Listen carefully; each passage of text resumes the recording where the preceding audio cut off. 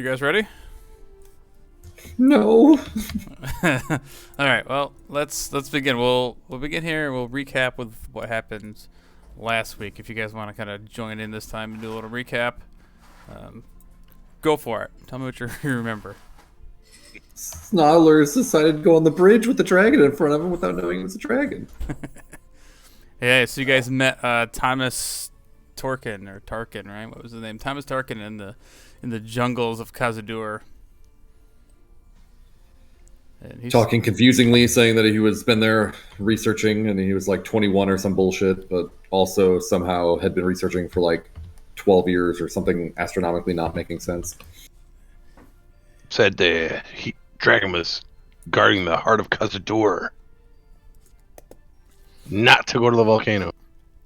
Yeah, you guys are headed to the volcano. You had a few encounters in the dangerous jungles of Kaza-Dur, fighting several large birds and other beasts, only to make your way to the rope bridge where, lo and behold, a voice calls out from the opposite side, and it's the voice of Thomas, who threatens one last time, do not dare come any closer to the volcano, and Snodlers decides that would be a good idea.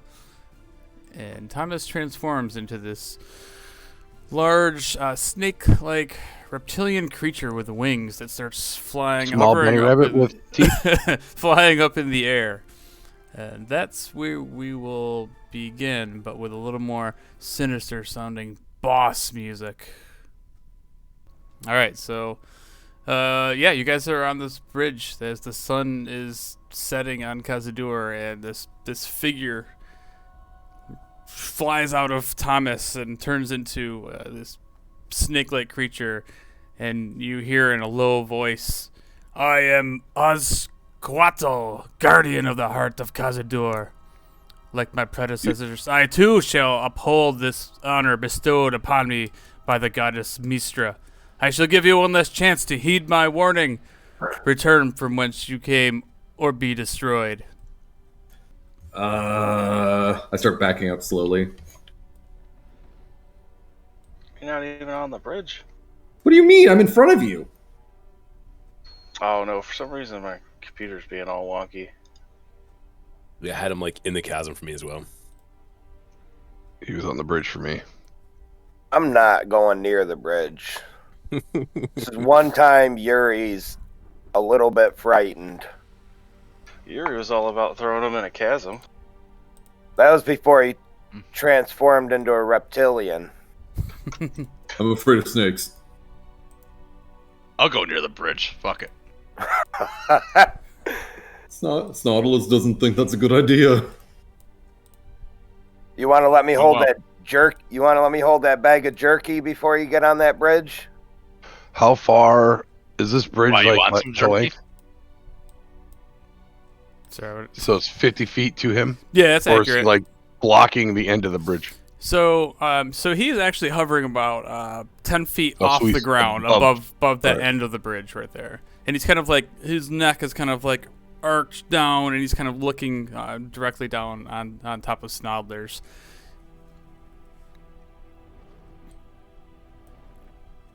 He's doing what? Licking his lips and looking at Snodlers. Yeah. Oh, it's looking at a snack. Got it. The guy who just, waltzed across the bridge. Well, I mean, Snodlers did help the research man, and I was excited. I think it's a bad idea. Snodlers also thinks it's a bad idea.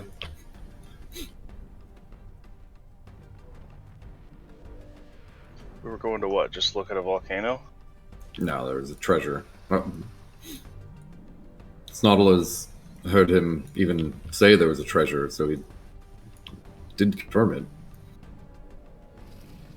Oh, I definitely want the treasure.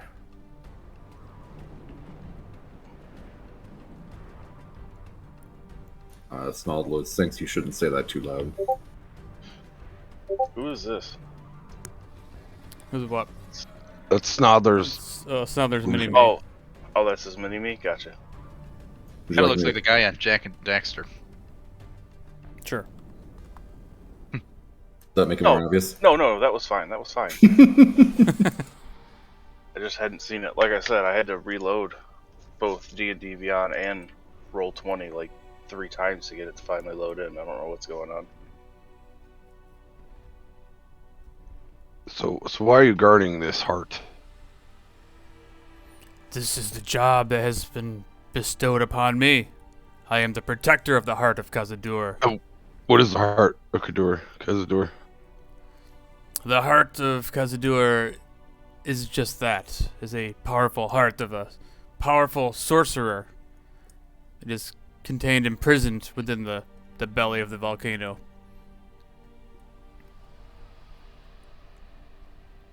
I don't want anything to do with that. I mean, Nautilus is curious, but not any more curious than I couldn't get from a book. What if we promise not to touch it?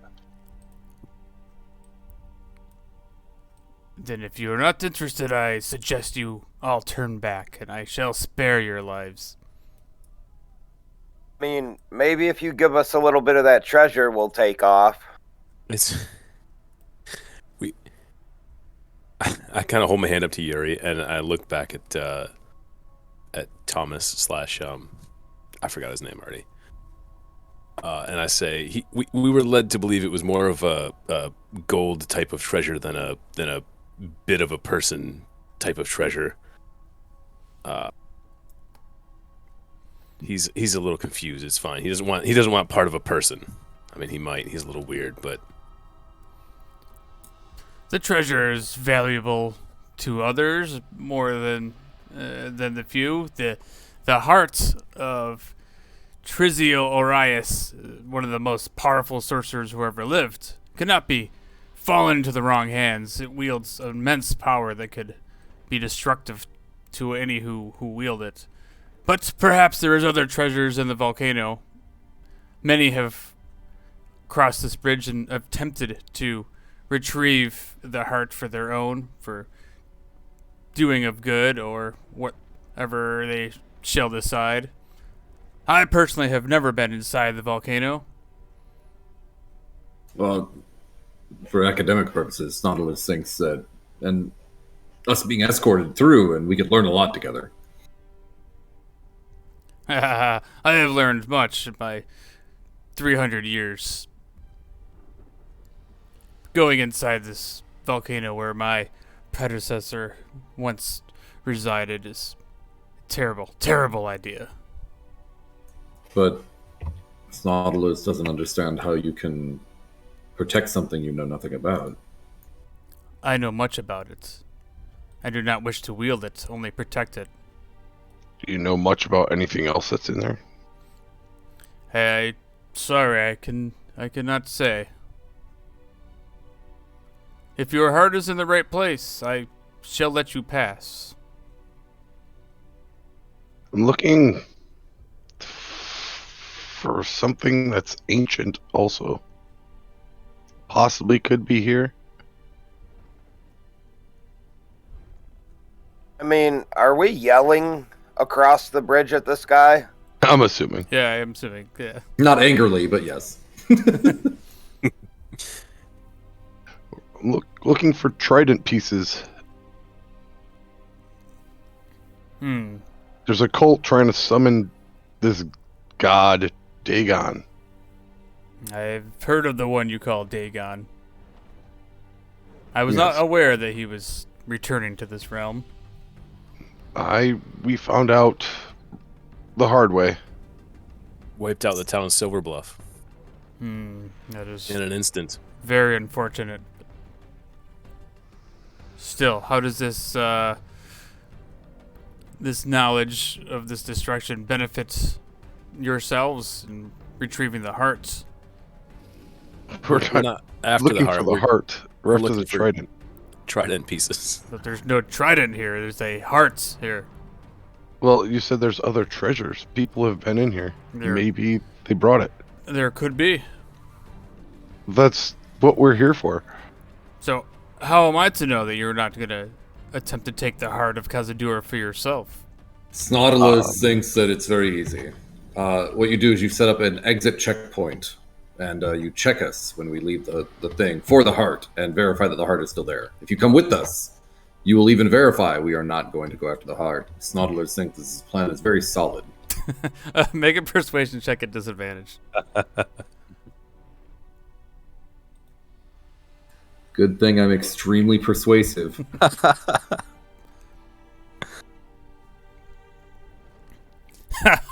That if it were only that easy.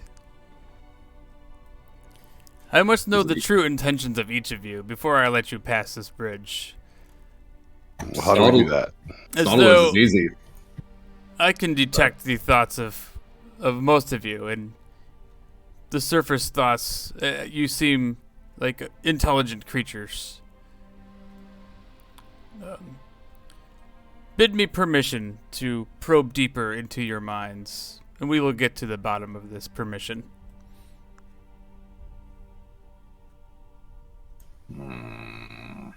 Sure. Yuri gives you permission. And I also want to say that I'm only here to save Grimsday. The human holiday of Grimsday. How noble of you. Lawson walks off the edge of the bridge and sits on the ground and with his legs crossed, starts meditating a little bit while he's, trying to guard his mind from being taken over or something, but allows the thing in. Okay. Snoddlers will bow and say, Snoddlers will accept.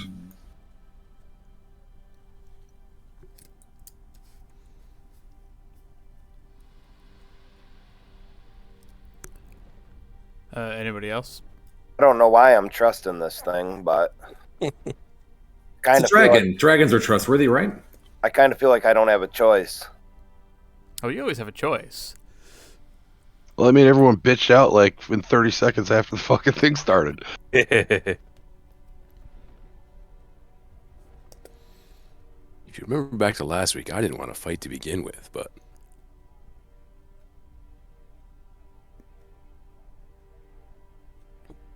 Like I said, I just wanted to save Grimsday.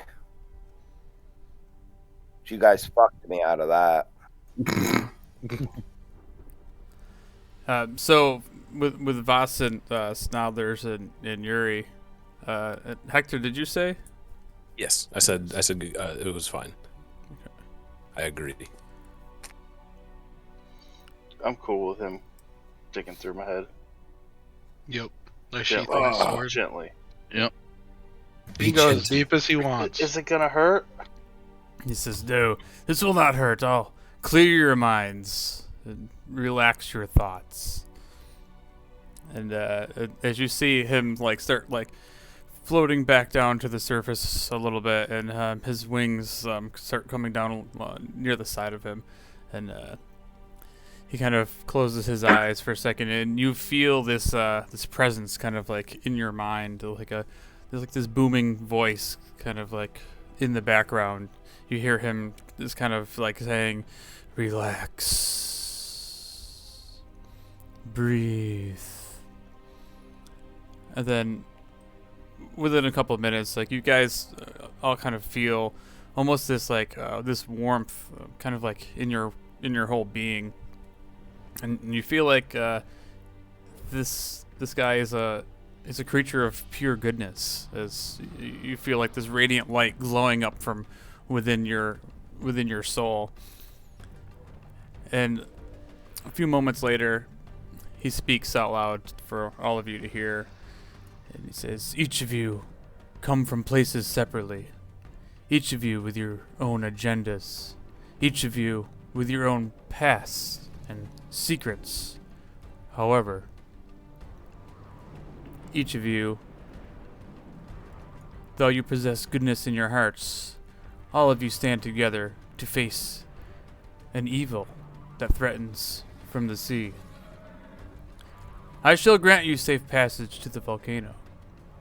Hopefully you are worthy of the heart, and it will help you on your journey. As he kind of remains like motionless there, he starts to like flap his wings a little bit, and you guys kind of open your eyes and you see him start, like lifting again, like a good 5-10 feet off the ground.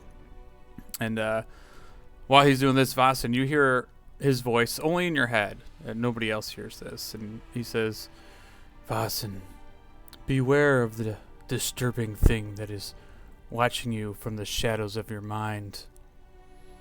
And with that, you guys all see him start flapping his wings, and he just rises up into the sky, and he vanishes in front of you and disappears. Snodulus almost pooped himself. All I could hear when he was in my mind is my stomach growling.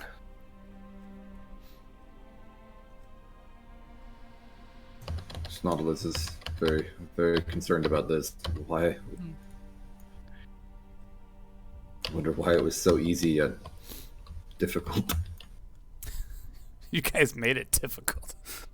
I mean, I get up and dust myself off and just start strolling across the bridge. I follow behind Vasen. Is this bridge like rickety, or is it in good shape? Yeah, it's like a Temple of Doom bridge. It's like a rickety shape. But you can tell like it's been there for a long time. But yeah, like the boards seem pretty sturdy. So you can tell it's gonna hold your weight. The ropes are these massive, like 5-inch diameter ropes that spread across this chasm. Like they don't make them like they used to. I'm gonna Make it like these. wait for a couple people to get across, so we're not all on the bridge at the same time. Okay, good idea. What do I see below as I'm crossing? Anything Yeah, down there? so Like, is it like water? Yeah, as you see below, it's about 80 to 100 feet down into the sea. This is like a river, like flowing into the bay of Derma, and down below it's just jagged rocks and seawater. I'm just waiting for Vasen, Hector, and Verdon to cross the bridge. I'm already across. I'm carefully crossing with Kolos.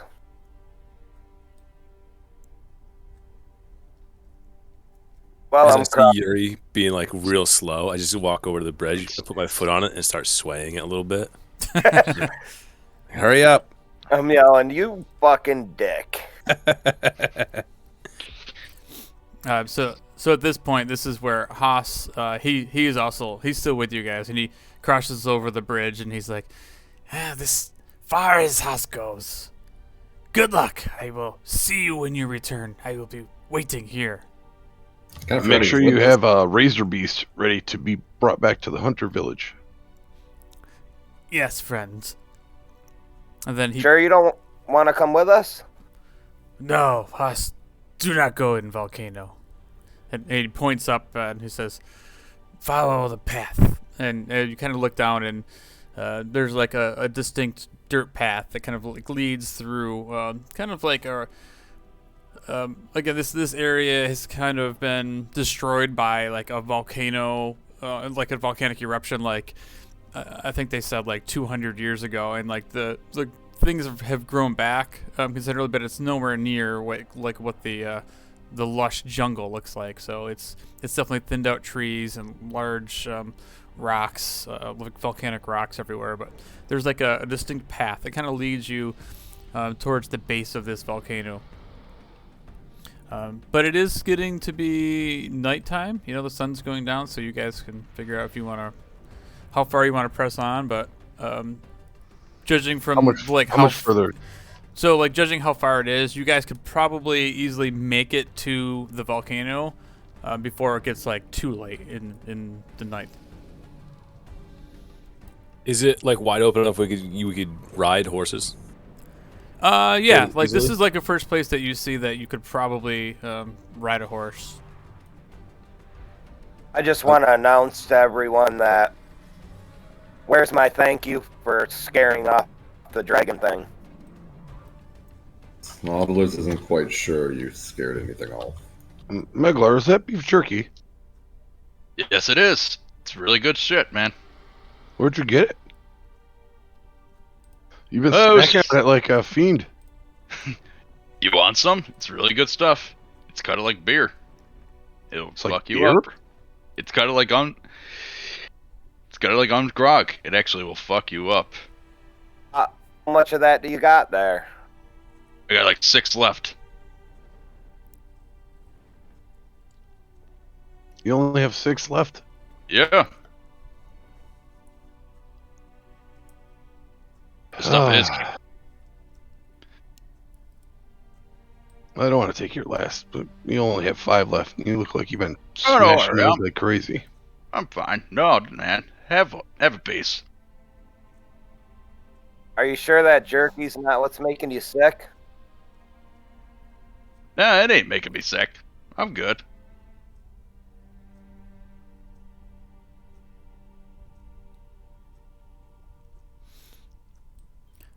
All right, I'll so- pass. Can I see if Meglar's lying to me? Yeah, go ahead and roll an insight check.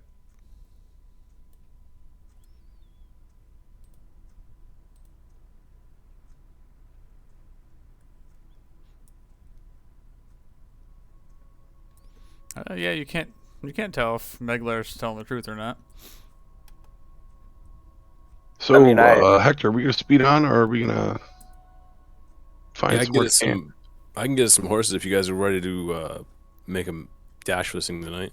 Would you prefer to sleep out in the open or at the cave entrance? Not with these birds around. I wouldn't want to stay in the open. I'd rather go. That's what I was thinking. Cave entrance myself. Nautilus has never ridden a horse. Well, this would be a It's treat. okay. You can ride back with me, or you can ride your own. It's up to you. You can ride with Kolos. He hasn't ridden a horse before, have you, Kolos? I have a Nautilus- couple times. Nautilus thinks Oh. that someone who knows more might be a better idea. Well, you could experience new things with Kolos. Nautilus has done that once. It was not a good experience. Oh, it wasn't that bad. I just look at Kolos all slide-eyed. What the fuck? I look at My- Yuri and do the finger and the whole thing, and then look at Scotters, and then look at Kolos. I guess we should move. I just gobbled down a ration real quick. I'll summon us up 8 riding horses. Beautiful. Oh, look, even the imaginary person gets a horse. Well, it was 4 or 8, so. All right, so yeah, So- your horses appear. So everybody can make an animal handling check. If you have proficiency in land vehicles, go ahead and add your proficiency bonus. Animal handling. Yeah, I don't know. I don't think I have proficiency in that, but If Nautilus isn't driving, does Nautilus need one too? No, you don't. Yeah. We're doing great, guys. You guys all don't know how to ride horses. Nope. I'm Spirit Seeker. I mean, they're as horses go, like they don't have saddles, so that's probably challenging for some of you because they are just wild horses. But they are also like they just do what I tell them to, so they're fairly docile. So, yeah, they're robot wild horses. Yeah. no matter what Yuri rolls, his little chubby ass still can't ride. So you guys all end up like mounting these horses, and because of the time it takes you guys to like study these animals and like keep them on under your control, it is a little bit more challenging, and you get there probably almost as late as you would have been if you just walked. But Hector's like riding circles around everyone. Like, He's like, come on, guys, "Come let's go. so instead of being about like midnight by the time you got there, it's probably about 10 o'clock at night. So you guys, as you approach, you get to like this rocky base of the volcano, and you can see these like outcroppings kind of like all throughout the the surrounding area that kind of like make small little like archways and like little like passageways. So there's definitely some direct cover from the sky. And as you kind of get about 300 feet or so from like the base of the volcano, you kind of see a little glow coming from the this opening inside the base. A soft kind of orange light pours out from the opening. As you kind of get a little bit closer, you see that there's actually a tunnel that's kind of leading into the side of the mountain. Oh shit, there's a treasure. Where it's so easy. I'll dismount and head for the cave opening. Mm-hmm. How do you? All right. Yeah. So, I'm gonna hang out outside the cave opening. I'll head up to the cave opening. Nautilus is wary. All right. So those of you that make your way up to the cave opening, as you approach the mouth, that you look inside this this massive cavern open up in front of you, and you see these small like streams of lava kind of intersecting throughout the floor of this place. And the first thing you notice, the heat of the interior kind of creates a blur to your eyes, and you guys can smell the hints of burning sulfur and other minerals kind of lingering in the air. And kind of like as you look out into this massive cavern, you see these like platforms kind of like raised up with, like I said, these streams of lava kind of flowing below your feet. You kind of like take a look over one of the edges, and probably about 30 feet or so above the lava stream. In the far distance of this massive like cavern, you can see a small pathway that kind of like leads back into the volcano deeper. So what do you want to do? Go in, or are you guys gonna camp outside? I think it would be smarter to camp inside. How hot is it exactly? Like, is it like uncomfortably warm, or Yeah, it just smells like sulfur, or? Well, it smells like sulfur, but it's not like noxious where you're gonna like pass out. But it is very warm, so it's probably pushing 100, 120 degrees in there. So you guys are definitely sweating. You guys in like metal armor, if you're in there, you're definitely feeling the heat. So spending a night in here might be a little uncomfortable. Nautilus thinks we should probably just be near the entrance. Get some Yes. heat. Agree. Yeah, get me out of here. Yeah, Cole, as you You're gonna be uncomfortable in there. feel your skin drying out instantly. Yep. Definitely not comfortable in that volcano. That's what I. That's what I was gonna ask. Is Kolos being from the water? Does he have like weakness on land at all? Like, do you ever see a fish like on land how it like flops around? Is that how he is? That's how he moves. That's how he's been walking the whole time. He's been like flopping. He does the worm across the ground. He's doing that. That's why he doesn't say much. He's too busy slithering around. Yeah. No, It's really half the exhausting. shit. It's like, man, I got like 3 levels Yeah, of we camp exhaustion outside then. Right outside, or like just inside the entrance, so we're getting some of the cool air still. Okay. Yeah, I like that idea. I just don't. I want something over top so we can't get dive bombed by the fucking birds. You know what I mean? Yeah, I mean, easily enough, you guys can make it like a nice little campsite kind of around the mouth of the cave, and it, outside of there's these large rocks and boulders and things that you can kind of definitely make use of shelter and kind of hugging the rocks.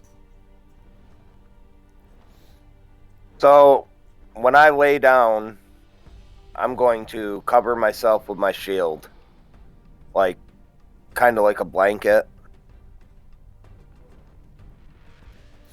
All right, so you make camp, and Yuri, the first thing you do is you just lay down and put your shield over you.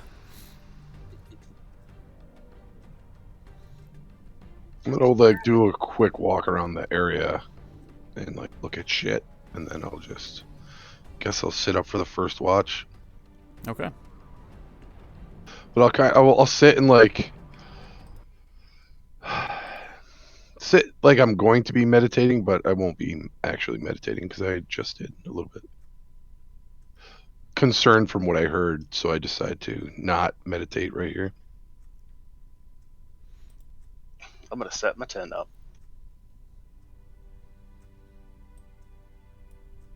Oh, nice little calming nighttime music. It's like we're still in combat music. I was like, we're putting up a campsite. We don't need combat music.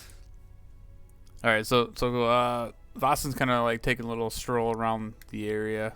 Yuri's going right to sleep. Vassen's taking first watch, right? Mm-hmm. I figure if they want me to take watch, he'll wake me up. So, Nautilus has never seen a volcano before. Is this normally this hot? Yes. It's actually hotter. The further we get in and the closer to the molten... I'm surprised you've never seen this molten earth before. I would assume as far down as... I mean, how far down is where you're from? Well, they call it the Underdark, not the Under Magma.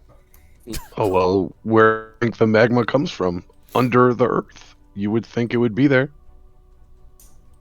But this is above the earth. It erupts out from the earth. But we walked into a cave from the ground, and Snodlers saw it, and it was up on the ground. I just assumed it's up here, not down there. I would think you would know that it comes out of the earth. So, I just want to be clear, none of us have ever seen a volcano. Any of us at all. Not this close. Not up close, but I would assume we're not retards and know what a volcano is. Well, we're It's not. pretty We're not all simple. It's a retards. volcano. It's not like I'm setting up my tent next to a magma flow. Yeah, I mean, you would. I think it'd be like almost like knowledge of, hey, that's a volcano. It erupts hot, molten earth. Don't touch And the it orange comes stuff. from the earth. Don't touch it. You know what I mean? And it's hot. Those are like the basics I would assume my character knows. So yes, I'm assuming everything, it comes from out of the earth and erupts. I mean, Yuri, from being from where you're from like the deep mountains and stuff, maybe you have encountered lava veins and things before, but you can enlighten us. I mean, I guess Snothers is further down, under. Snodlers had never I'm not seen sure. them. Like, Snodlers is used to fluorescent fungus and dangerous creatures like abelisks and beholders, but this? I don't... Where in the Underdark are you from? South Central? South Central. Is that What would it... Philly? Snodlers isn't quite sure if I gave you a name, if it would mean anything to you. If it was the name of a city, it would not name, but wouldn't matter, but I would know the city you're from. I wouldn't have thought that you'd be very familiar with the Underdark, as my Well, people are very familiar with yours. I wouldn't be familiar, but if someone else asked me, and I would be like, yes, I now know, because someone taught me of a place in the Underdark. What if we meet another deep gnome? Snodlers now understands what you're asking. I'm curious about where your land is and would like to know. So most of the time that I've spent there was in the Earth Root, which is right next to the Glimmer Sea. Didn't know that this was important to you. This is the region. Snodlers is very sorry that he was so aggressive. It's just no one's actually asked me about my home before. I was quite curious. How far, or I don't know how you measure time when you're leaving the Underdark. Is it the same? Do you go, because I mean, you're going up, I guess, right? And not. What do you mean measure time? Right? Like, how long did it take to get to the surface? Were you wandering for a while, or do you have like? I don't know how that works. I don't know how far down you're down if you haven't seen lava veins. You know. Snodlers is quite far down, but I'm not sure what you mean by how long. How long did it take for you to get out of the Underdark? Without using the term how long, Snodlers needs a description of what you're talking about.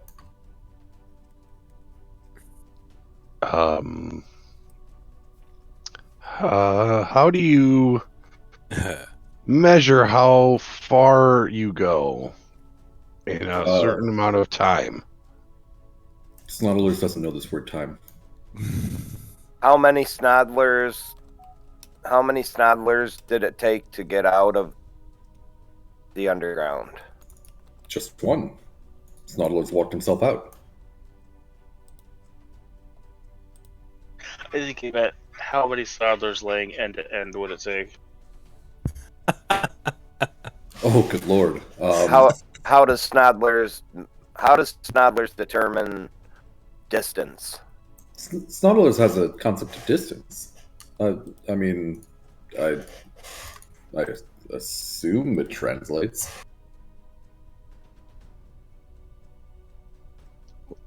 So, What was the distance you took to get out of there then? distance? It's what, several miles? Okay, it makes sense. Several miles under the earth is how far you're, four-ish. or how far it took you to get out. Yeah, 4-ish, 3 to 4, probably. Snodlers has never measured himself. Okay.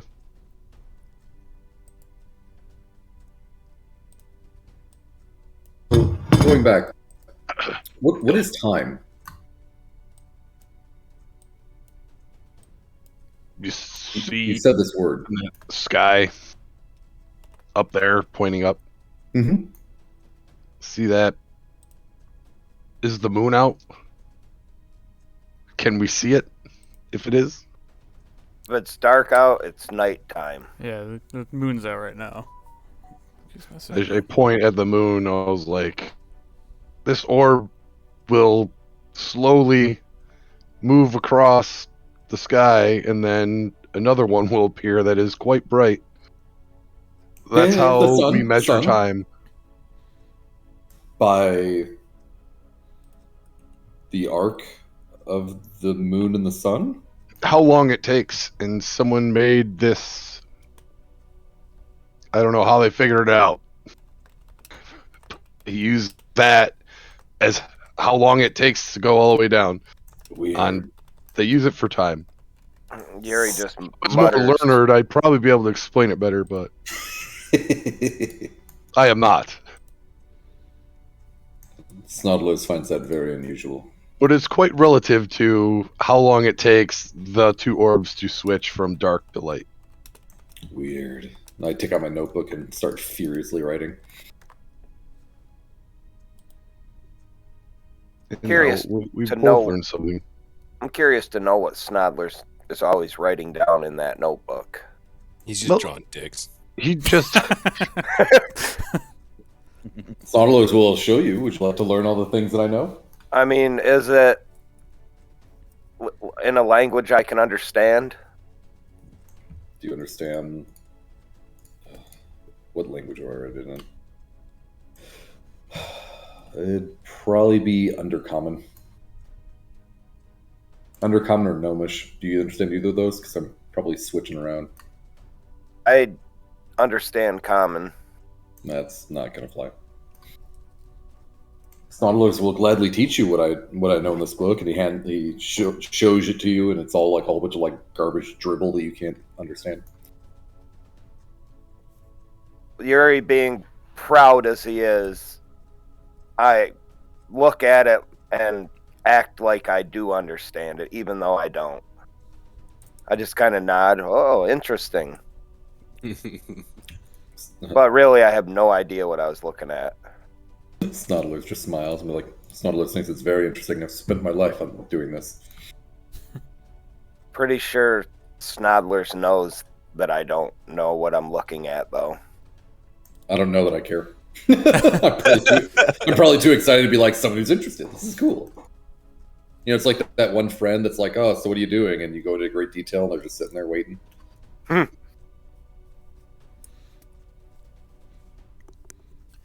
What are the rest of you guys doing while these guys are having this little in-depth conversation? I was gonna help Vitoris set up his tent and then set up my sleeping arrangements out next to a rock somewhere. I have 2 tents. Oh, I'm just laying on the grass and waiting for sleep.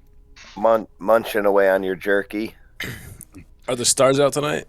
Yeah, it's a clear night, and there's not a whole lot of grass at this point where you're at. By the way, Megalar, it's kind of like rocks and volcanic rocks. I'm good. I'm gonna sleep Okay. out without a tent tonight. Just take my bedroll out and Well, I'm just gonna get a bedroll now. And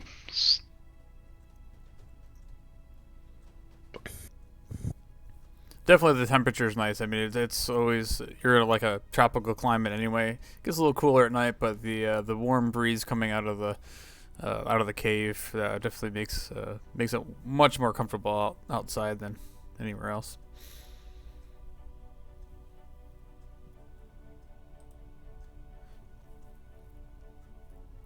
Kolos is sitting down on his bedroll, praying that the trip tomorrow into the volcano is going to be extremely quick.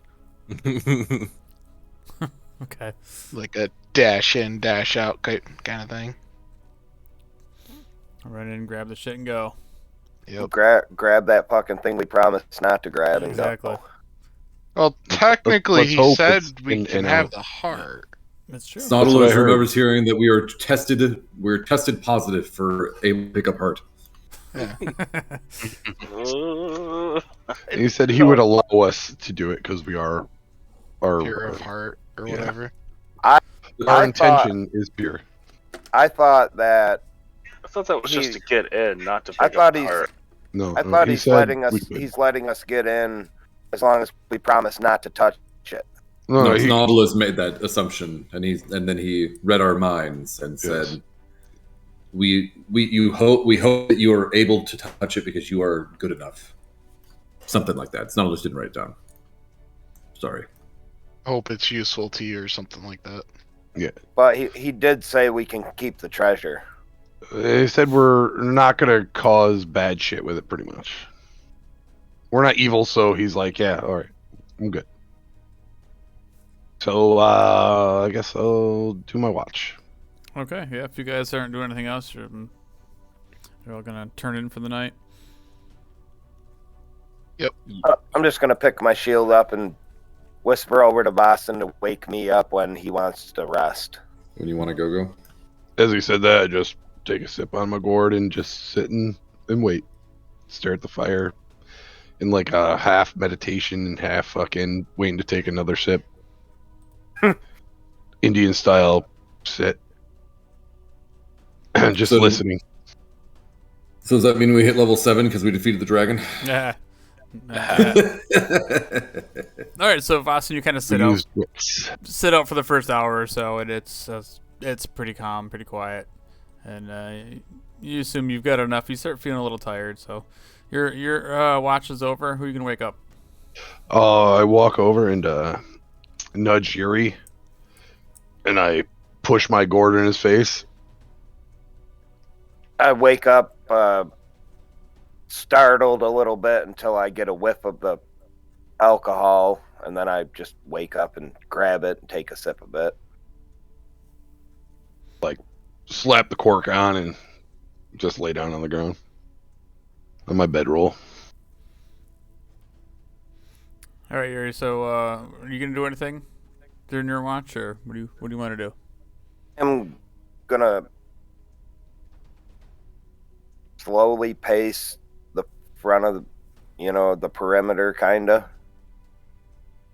looking for anything, trying to be quiet, but I'm probably not gonna be that quiet. All right, so it takes you. Each watch is probably a good like hour and a half of time, and you're kind of pacing around, a little bored at night, and the same thing. Your shift is pretty uneventful. It was a nice night. Staring over Meglar. He's sweating, either from the heat or from the jerky or whatever. All right, so who are you gonna wake up, Meglar? I'm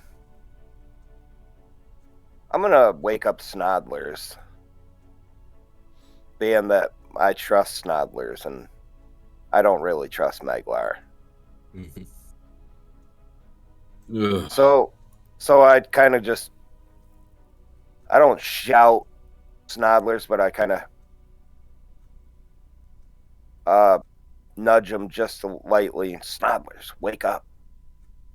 I sit up and rattle the bush that I'm probably laying in. There's I gotta something wrong. I gotta get some sleep. You want to take the next watch? It's not always. He'll do it if he needs to. And he rubs his eyes. I don't even think we've ever done this like since I've been here. Yeah, I don't think so. So it's like I'm like, Snodlers didn't know this is how this worked. Before you even can finish answering me, I'm already laid down sleeping. In the same bush. I'm just on the ground underneath my shield. Just kind of pull it over me. All right, so I'm gonna get up. I don't know if my guy disappears after a long rest or when I go unconscious. I don't know if my guy will be there or not. So I guess I just sit there and I open my book and I start basically reviewing my own stuff, summon my quill and make the color red and start going through it. All right, so Snodlers, make a perception check.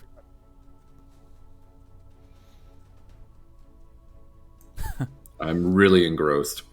Yeah, so you're sitting there studying your stuff, and you think that you hear something like off in the trees, like the treetops, like in the distance, but you're just so busy with your own work, you don't really pay it any attention.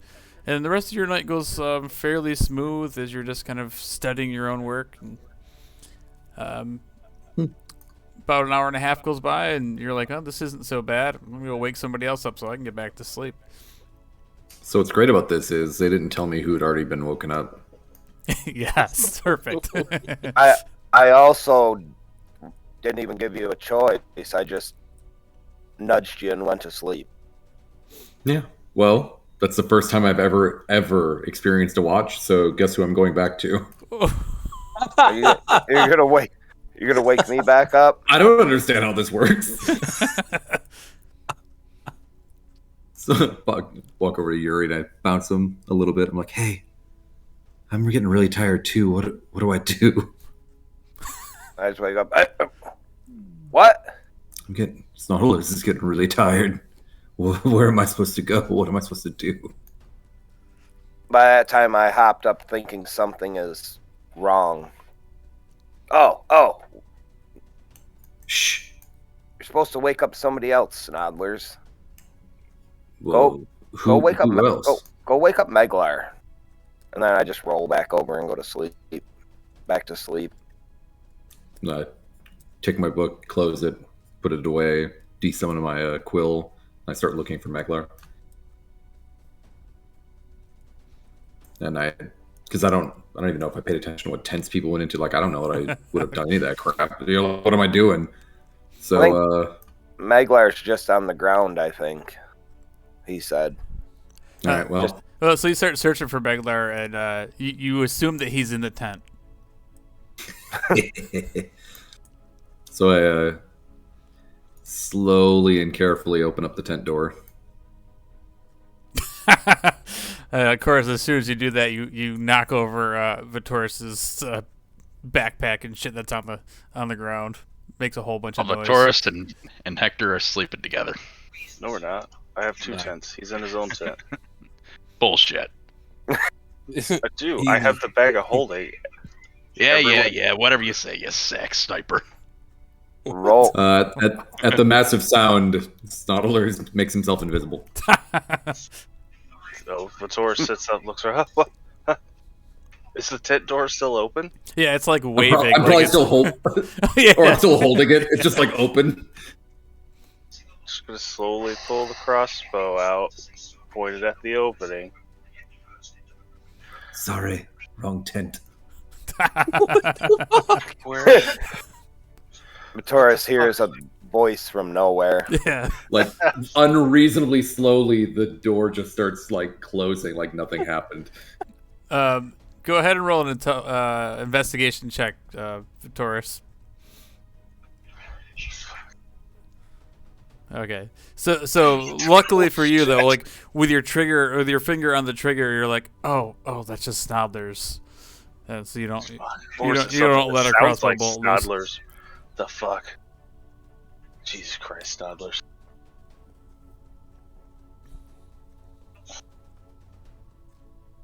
So I guess I start wandering around again. I have +7 to investigation. Like I rolled a 2. Yeah, what the hell? Like, So now you kind of look around, and you see like Meglar like laying uncomfortably on like a giant rock, but he thinks it's comfortable. so forgetting I turned myself invisible, I go and just say, "Hey, Meglar, it's your turn to go watch." Oh, what the? All right, go. Oh. Meglar, go ahead and do the same thing. Roll an investigation check. All right.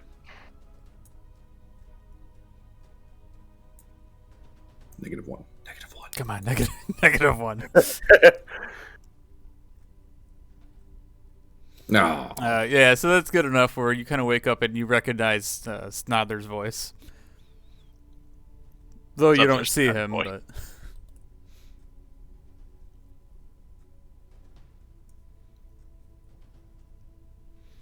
What's up there, snotty boy? Yuri thought that it was your turn to take watch. Snodlers has already done his.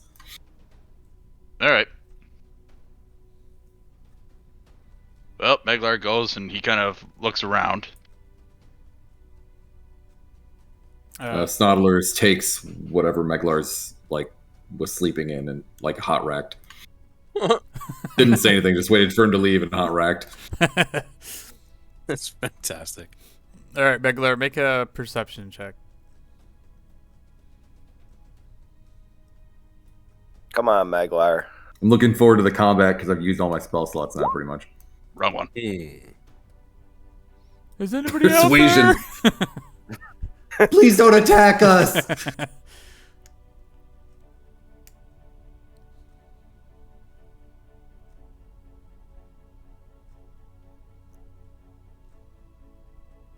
Is that perception, right? Yes. The other P word. Why'd my shit close out? Performance. Oh. Cool. All right. So yeah, you kind of like wake up and like you rub your eyes a little bit and kind of take a little stroll around the camp. You also hear this sound. It sounds like falling rocks, and you kind of look up on the side of the volcano, and you see this massive thing blocking out the moonlight, and it's got this wingspan of probably about 200 feet.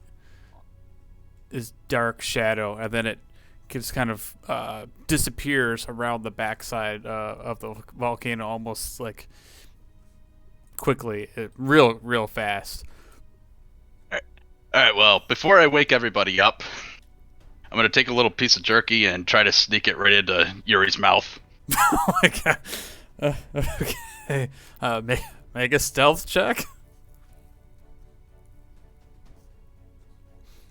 Yeah, so you break off a little piece of jerky and you carefully like put it in his mouth, and Yuri starts like in his sleep like and just starts like chewing on this piece of jerky. Okay. Now I'm going to wake everybody up. Guys, there's flying rocks going on up here. So Meglar runs around the camp Did and you fucking say flying rats? it wakes the entire party up. Just say fucking flying rats? What are you I said on? flying rocks. Get your grabber ready there, Vossen. Grabber? Yeah. I said What rocks. are you smoking? Flying rats in a grabber? Flying rocks in the sky. I just fucking roll back over. What the fuck is this guy talking about? All right. Does anybody not wake up to Meglar's ravings? I'll stick my head out of the tent, looking around like, what the fuck is he talking about? I sit up with a funny taste in my mouth. Taurus, he said flying rats. Flying, what the fuck? And then just roll over. I look Well, around. if you for guys want flying to die, rats. fine. I'm going back to my ship. Fuck you guys. So Yuri, you wake up with Meglar, and like you're also like wide awake, like you're feeling energized. You're like you feel like you just slept for like 8 hours. All that racket about Meglar. Flying rocks going on. Flying Look rock. at the sky. I think the volcano's erupting. Oh, shit. Well, wake everybody up. What the hell are you doing? Well, Voss is being a bitch. I just grip my axe and get all pissed off that he's talking shit about Boston. Yeah. So both of you guys make perception checks then. So you're like super wide awake, and you start like focusing your eyes at these falling rocks. So you look up the side of the volcano and the mountainside, and you don't really see much of anything other than like large boulders that are kind of like all around you, but it's kind of like par for the course of where you're at. It's nothing really stands out to you. Like I'm not seeing them floating in the air. Right, yeah, you're not seeing anything floating in the air. I mean, you're seeing rocks around, but nothing's like flying. So, but again, like you're feeling really good right now, and there's no way you're going to be able to get back to sleep. I don't know what the fuck you're talking about, Meglar. Been eating too much of that jerky. All right, so like another like the hour and a half goes by, and you guys, can everybody hear me? Mm-hmm. Ken? Yes. So like an hour and a half goes by, and Meglar, you're starting to feel like your shift is over, and you're getting ready to go to bed, and you leave Yuri standing out by himself, who's like, just, I got this, man. There's no way you're going to sleep, Yuri. All right. Well, I'm gonna go wake up Hector and just kind of kick him. Don't even worry about it, Meglar. I got this. Suit yourself.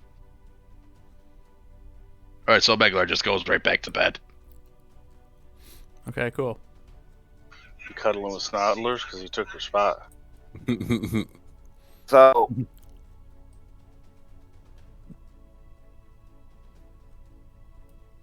I don't. Yep, I'll carry on the watch. All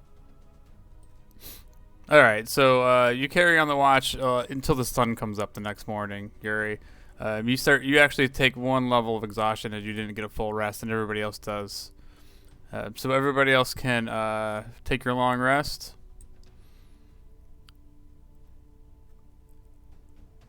Nice. Yuri, you can take a short rest if you'd like.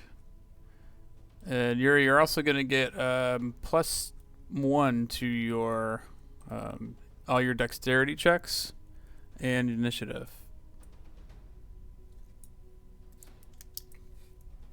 Okay. For the exhaustion, is there something a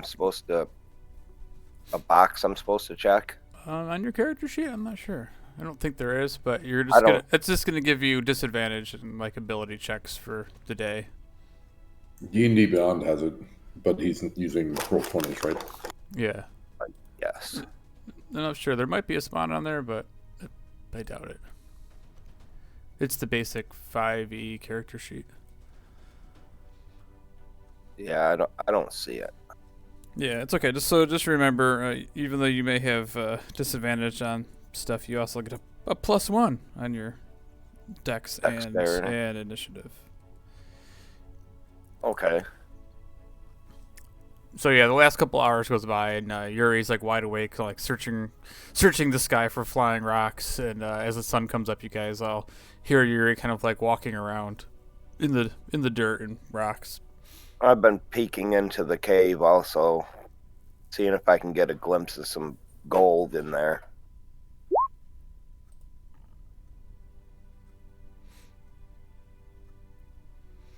All right, so it's the next morning. What do you guys want to do? Well, get ready to fucking go in. Let's get this going. Put my 10 away. Come over by Boston and I just say, something's up with Meglar. He's talking about flying Dude, rocks or he something. said he said flying rats to me.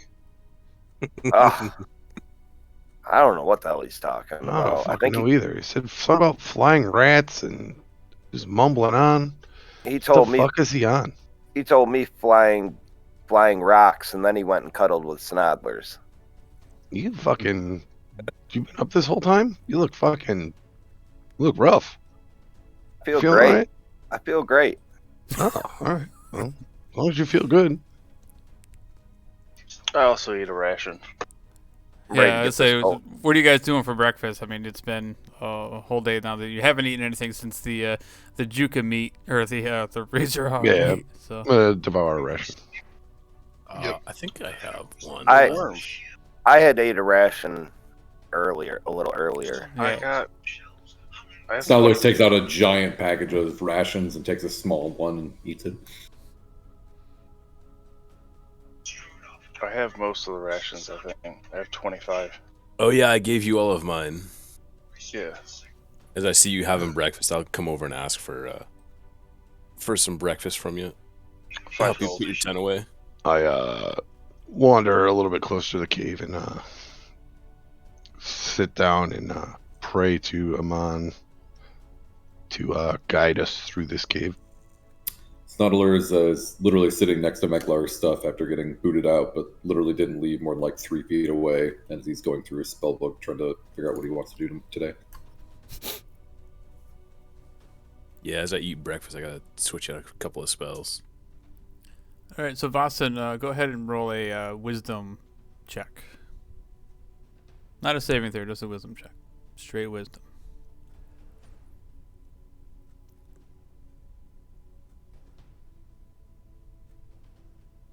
Ooh, nice.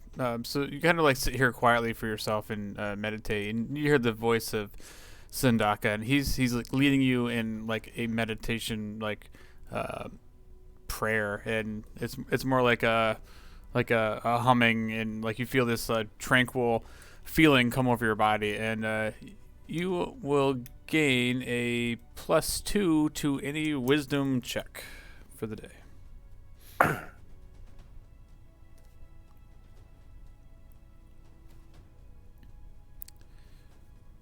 Any wisdom check, or I should say, and saving throw. So if I just put it, I was just gonna put it in my modifier, but I think that would fuck it all up, wouldn't it? Yeah, just remember that if you have to make any saving throws or anything. Alright.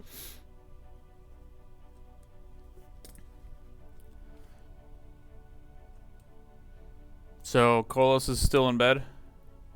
No, I get up, I eat a ration, roll up my bedroll, do my morning prayers to Procan. And at this point, Kolos, this is probably like the farthest you've been from the sea for so many days, and you're definitely feeling homesick. You know. Yep.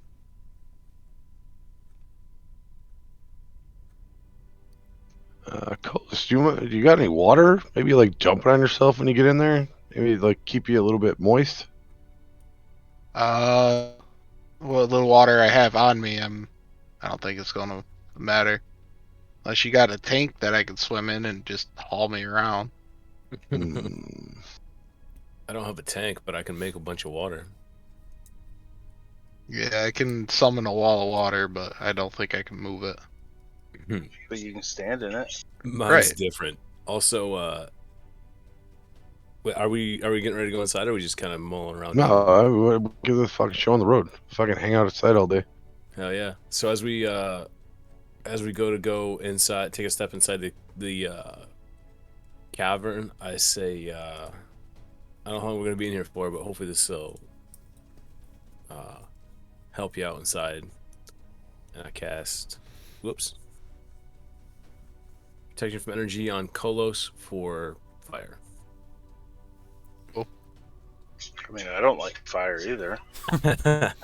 Well, if I could get all of us, I would, but Well, thank you. Where am I? Looking forward to you getting hit the first time and losing it immediately. I know, right? It only lasts for an hour, so let's get this show on the road. All right, so is that what you guys doing? You're headed in. Yeah. All right, so you guys kind of Only like an hour. Snodler's magic lasts much longer than that. Is that a human problem? I mean, it depends on what I'm doing.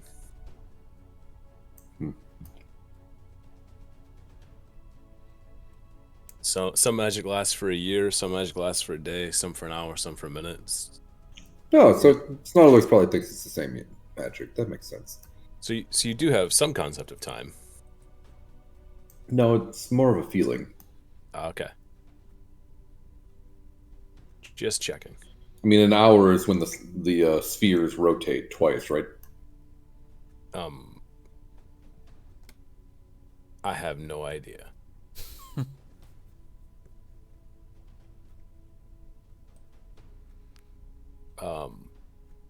Also, quick side note, isn't the D&D Earth technically flat? Oh, we got a fucking flat earther here. I don't know, man. God. No. Our Earth round, D&D Earth flat. Yes. Like, I heard or saw that somewhere. Is that true? Just because it's a map on a flat surface doesn't mean it's flat. All right, hold on. Now I'm googling it. It's round. It says Toriel is a planet, orbits the sun. Flat planet can still orbit the sun. I don't care. Well, in my world, the planet of Toriel, in Forgotten Realms, it's round. Nice. So forget your flat Earth theories. Listen, I had to check. And where are we going with this? Into the cave. All right, so you guys kind of like make your way cautiously in the cave, and again, as you first enter, like you feel the heat. It's hot. It's definitely 100 degrees, and as you kind of like you head in about a couple 100 feet into the cave, it's kind of like tiered down. You walk on these massive like walkways, and they're kind of about like 30 feet wide, and you look kind of off both sides, and they go down about 30 feet to the river of lava. You go another couple 100 feet, and it drops down another 10 feet. And again, like you feel the heat, intensify as you get closer and closer to this stream of lava. You guys kind of look over it, and like Kolos at this point is like, oh, it's not so bad. But even like with his protection from fire, you can see how like his skin almost like starting to turn a little bit different color.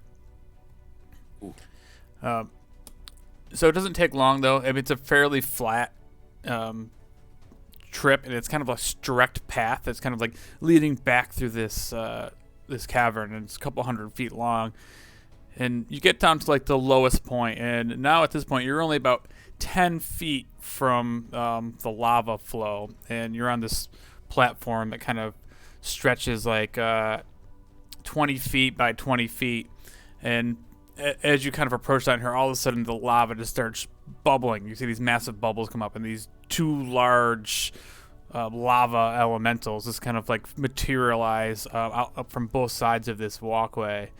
And you guys see this as they instantly turn towards you, and they start attacking. So let's do it. I'll put you on this map. Hello, Snodler's name is Snodler's. How is it nice to... Oh my god! I am... Hey, what's in that lower right-hand corner? That is whoever made this map. Oh, okay, that I stole from. So thank you, Dice Grimorium. Ah, the Grimorium. Holy hell, this map is huge. That's what he said. Yeah, oh shit! That is what I said. Yeah, so you guys are like down here on this like lower section. And first, before we start this, everybody needs to make some Constitution saving throws as you're kind of standing real close to this 1,200 degree lava. Oh, Kolos, it's not real good. I mean, as expected. That makes sense. Damn. I tried to help, man. I tried. shit, I wish. Okay, so there's my initiative. Did it actually work for you for the initiative? No, Oh. it moved over, but it didn't work. It worked earlier, I thought, but maybe not. No, we didn't have the combat tracker up. It No, just maybe. moves over. Here, I'll just I don't know, but I'm getting all your rolls in D&D Beyond. Turn that shit off. Oh. That could be part of it. 48 minutes ago, you rolled the 22 on an animal handling check. All right, so let me check these Constitution saving throws here. What we got? So Kolos.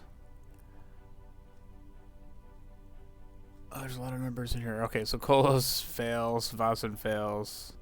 I didn't do mine yet. Give me a sec. Snuthers, Yuri's good. Oh no. 11. All right, so anybody that rolled below a 15 is feeling the effects of the heat, and you're going to lose half your movement speed as you're kind of feeling sluggish, and you can feel like the sweat running through your eyes, and you're definitely slowed. But Are yeah, we more up here? yeah, or you down guys are here? where Vasen is on that middle tier, Oh, sick. and you're about 10 feet off the lava river.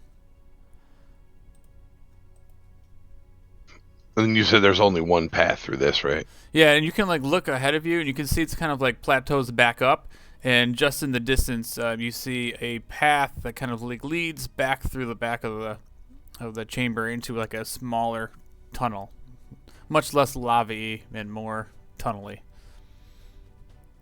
Those are words.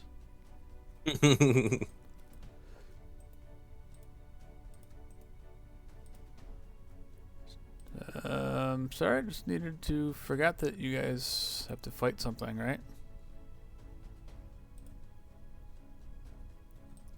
Okay. So roll some initiative. Meglar shoot came untied. Yeah, I got a 7. Well, luckily one You're of not the on the right spot, Megler. You gotta be with us. Sorry, I'll be less cryptic next time. these guys didn't roll very good, so luckily for you. So, Meglar and Yuri. Actually, no, Meglar, you are not. But Yuri, you get the extra +1 to your initiative. So, Okay. not you, Meglar. Oh. You did not indulge in any jerky this morning, right? Nope.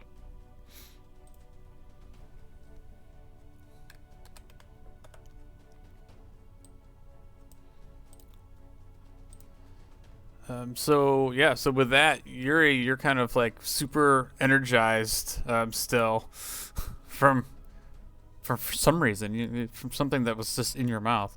That's what he said. Okay, I knew that was coming. That sounds Okay. I'm just gonna stop there. Okay, Yuri, you're first to go. Did you pass your Constitution saving throw? I did not. No, you did. You got a 16. You had to make a 15 or higher. So. It wasn't disadvantaged though because of exhaustion. No ability checks. Not. Well, hold on. Let me look. I always have to look this up. I think the first save is ability It's checks. just ability checks, right? Yeah, it's just disadvantage in ability checks, not saving throws. Which isn't initiative an ability check or no? Initiative is technically an ability check. Not in my world. After that. Yeah. Fair enough. All right, so go ahead, Yuri. What do you want to do? So these things, like you can see, they're probably a good like 15 feet, like off of the rocky path that you're on. And don't forget, lava's hot, so. Thank God we have lava walking. Yeah. So they're about 15 foot off the path, you're saying? Yeah. Are they hovering over the lava or Yeah, so they're like formed out of the lava, so they're like standing up eye level with you, even though they're probably about 10 feet tall. I'm going to do really the only thing I feel I can do, and Dive in. Run.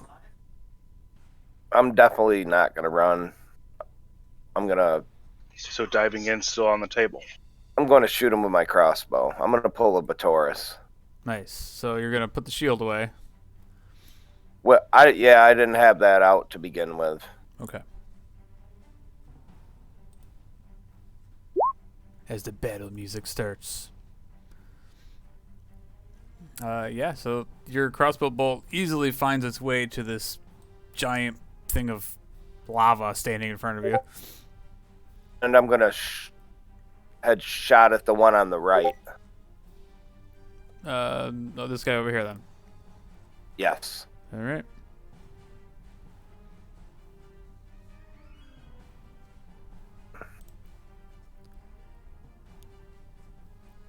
So what I assumed happened. Yeah, basically. All right, sorry. So 17 for 3. Nice. So yeah, you hit this thing. You feel like it didn't do much as you like watch your crossbow bolt just like get sucked into the lava and just burst into flames.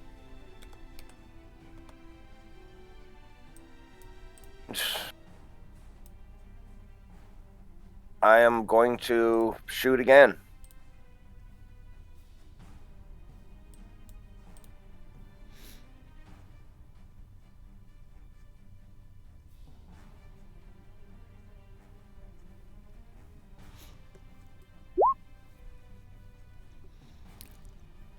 Yeah, so you hit this thing easily enough, even with your, lack of experience shooting crossbows all the time. You managed to hit the target. Again, you see the crossbow bolt go into this thing right into its stomach, and it just disappears into the lava, and it's still coming forward towards you. I'm going to back off also. 20 foot. Sure. It's a good idea to run. All right, Hector, what do you want to do? I'd go the other way though. Yeah, We're trying to cross. Is this platform here is this climbable? Is it? Yeah, so from what it looks like, from where you're at, it's definitely like a rocky area that you can climb with a slight gradual taper to it. So you guys, all of you see that it looks like you're going to have to make a little bit of a climb to get up to that next platform. Gotcha. So I'm trying to get used to the scale on this map. It's quite large. It's a big cavern. Forward 15 feet, because that's my max right now, right? Yes. Is this... It kind of looks like either a drop or up right here. Yeah, that probably only goes down about 4 or 5 feet. All right, cool. Drop down. And I'm going to cast a guiding bolt at the dude all the way over here. All right, let's do that.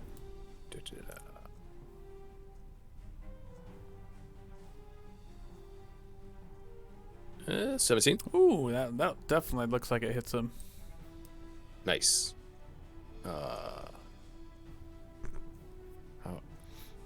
There's no damage on that. So it does 0 damage. Gotcha. Click the guiding bolt. It'll show the damage. I am, but it's just the chat box is like, oh, whoa. Hold on, I had some lag. You add The all first those one up, right? So, Holy fuck. we'll go with the I was first like, one. it's not working. The 18 radiant damage. Spam that button. My bad. Like I'm clicking it. I don't know why it's not showing. I had some lag. All right. Cool. Yeah. So then, you definitely hit it, and you can see it kind of look shocked as it focuses its gaze on you and starts heading in your direction. Well, that'd be fun. And then for my bonus action, I will transform into my dragon form. And that's the end of my turn. All right, Kolos. With having casted that so many times, make sure D&D Beyond didn't actually track each of those as a spellcast. I only did it in roll 20, so I shouldn't have, but I'll double check. That burns me every time I try to relink or redo damage. I'm going to back up 15 feet over here by Yuri. And then I'm going to cast Shield of Faith on myself as bonus action. All right. And then I'm going to just take the dodge action. Okay. All right. So then it's Lefty's turn. So they get some movement. Is that his official name? Yeah. Lefty? Lefty McFirestone. Y'all are going the wrong way. Yeah. So he comes walking right up this little incline of a rocky area here, and this lava just kind of like rolls. It doesn't look like it has legs, but it's kind of like rolling and flowing right up to the side of the rock as its arms kind of like reach out though, and just tries to slam into Hector. He's hit you with a critical hit. No. Yeah, so it's 20 points of fire damage. I'm going to cast Absorb Elements and reduce that to 10. Okay. Ouch! And it also starts you on fire. Of course it does. Critically. Roll on the ground. Roll on the ground. So like your robes and thing, I don't think they're magical, right? I think you had a cloak, right? Yeah, I had like kind of like a, what do they call it? Like a trench coat almost type. Yeah, well that is now on fire, straight up burning. Ugh. Wait, is your race 2 gnomes in a trench coat? No, he's human. He just likes trench coats. So then he takes a second attack. Oh no! And he legit rolls the same exact thing. I was like, someone needs a refresh. I'm gonna die on that one. Yeah, and this time it's 20 points, the same thing. It's 14 plus 6 this time. Fire damage. Jesus Christ! Here, let me I've been rolling. I have to save that just because it's too good. I just realized I'm not on the turn order. Then means you are not in combat. You are running away. Okay. Anyway, let me see if I should post that out. Anyway, that's some nastiness. So yeah, that's 20 points of damage, and again, like anything that's not magical, clothing wise on your person, and like even like your backpack starts to burn. But I thought he was dragon form.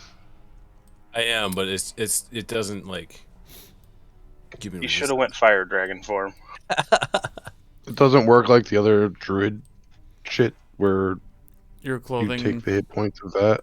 And you Yeah, turn it gets into absorbed these. into your thing.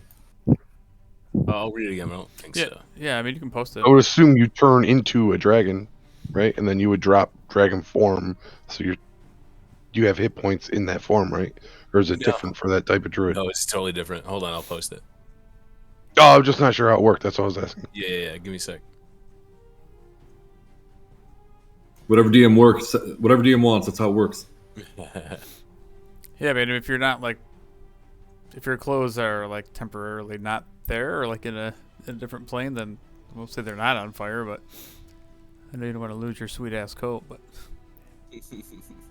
Oh, I'm about to die, so it's not even gonna yeah, matter. that's true. And you guys were worried about Thomas. Yeah, I right. know. mean, the meat shields are decided to run the opposite direction. Yeah, well, one meat shield is particularly susceptible. I'm sure everyone's just as susceptible to these I was things. gonna say, shit, I should that- It really matters. I knew you were gonna bitch out. Jesus. None of us likes being set on fire. So your body becomes luminous and your joints glimmer. So it doesn't actually say that you transform, right? I just go You're Naruto form. Yeah. Oh, that sucks. So like you're like glowing body within clothing. Well, yeah, that's kind of why I was wondering how that works with Like, I thought you physically transformed into dragon. That's why I was like, dope, you're a fucking dragon, but you're Yeah, not same. actual dragon. Yeah, so there's a Imagine going constellation. California, just a cup moving around. Yeah. So what you're telling us is this is really fake news. That's Way to ruin my immersion. I Yeah. literally thought you turned into a dragon. Honestly, so did I. You deserve to be taken out, you fucker. It's a Dude, I've said it like several times. You gotta listen back. Well, you just I said was like, stay form, and I'm like, oh, sweet, turned into a starry dragon. That's fucking dope. the first couple times I was like, oh yeah, it's just like it like puts the constellation like glowing on me. Yeah, And like glowing like a hologram around you. after like 4 sessions, I stopped like describing it every time. So Wah, wah, wah. So now you're just a shitty glow dragon. Shitty Ah, clip. All right, so You're yeah, gonna be on the ground crying. so basically your trench coat though is ruined, and you're gonna be taking damage, 5 points of damage every time it's your turn because you are on fire until you put the fire out. I think it's at the beginning of your turn, at the start of each of your turn. Yeah. okay.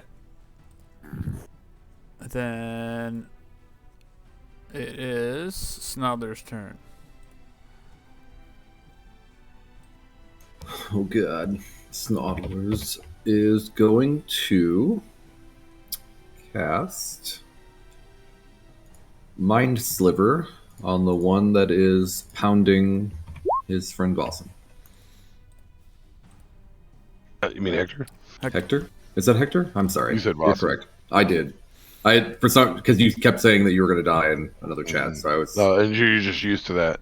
Yeah. No, that's true. That makes sense. That's Boss is typical. dying again. That's so- every encounter. The tanks ran away. Boss is gonna die. Yep, and I will cast my Summony Dude as a bonus action. All right, so that's a Gets 30 feet. intelligence. Intelligence save. Oh, he rolls a 0. Then he takes 4 damage. Boom! Yeah, take that. Minus. His rolled up. Oh no, yeah, it is. It is. And then you should have a minus 1d4 in the next saving throw. So I hope someone has something good coming up. Okay. That's Vitoris' turn. I'll move up to the edge here, and I'll take a shot at him. No, I'll tell Hector there to stop, drop, and roll. 24 to hit. Oh yeah, this thing is massive. He's easy to hit. 19 points of damage. All right. Am I gonna be able to get my crossbow bolts back?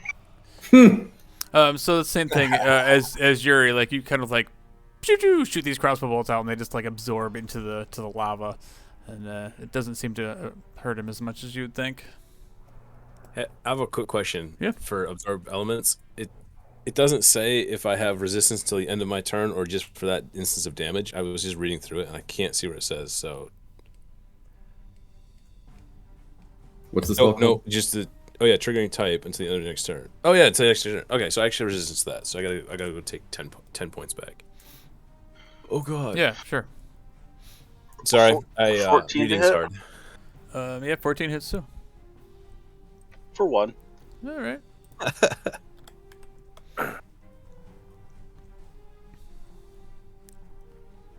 Then that'll be it. Okay, Vasan. Time to die.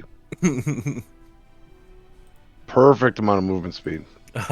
Is there like a hill right here? Sorry, I got something on the screen I couldn't see. What were you saying?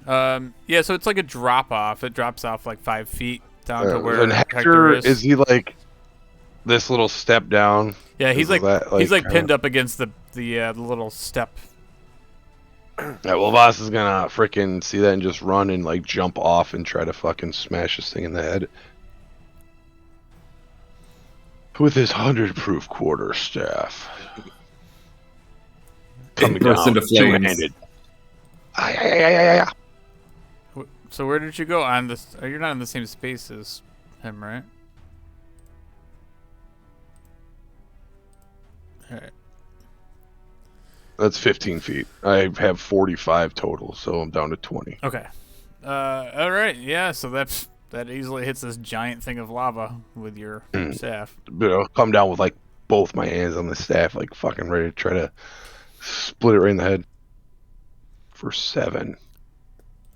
All right.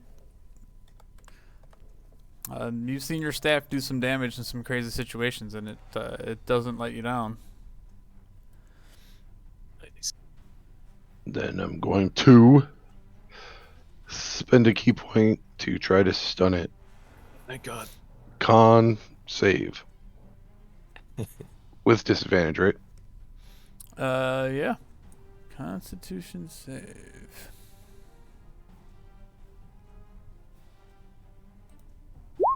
A 15. Ooh, passes. Barely. Nice. You guys are gonna die. Nah.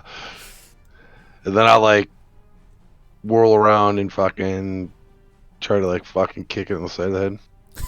Oh God. I'd probably use your hand wraps for that because I don't think your feet are magical. Yeah, that's what My foot's on fire. Hold on. I'm trying to Are you wearing shoes? Because you're about to not be. hand wrap punch to the face. Like try to like scissor hit it in the eyeball. 21. It hits. Nothing like punching Great. lava. It's After I do that scissor chop to the eyeball, I like spin in a circle and fucking swirl my quarterstaff around to fucking try to crack it inside the head. That hits. Boston always rolls good. Boston can't miss. It's rigged. 9. I literally just refreshed because I rolled like 5 6s in a row. I was like, I'm refreshing. Nice. Yeah. So yeah, it So that's definitely hits, does some damage. And that's my turn. Okay, Meglar. They said Meglar ran away. Hmm? I'm not on the list. I was telling you that. Oh. You're on the list. Oh, I don't see him. No, I'm not. Yeah, I Wait, don't what, see him. Jason? I was trying to tell you that. I don't see him either. What did you roll, Meglar? I rolled a 7.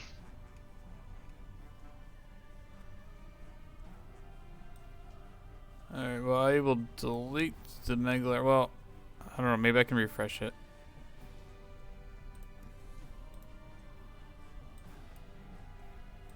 You want me to just re-roll and then you can edit it to 7? You guys don't see him? Nope. No. I don't even see myself on Why there. am I No. with a season on here? Well, I'm going to delete the Meglar that's off of here, then I'll just re-add you. Okay. Hey, there he is. There we go. Yeah, John, that wasn't at disadvantage.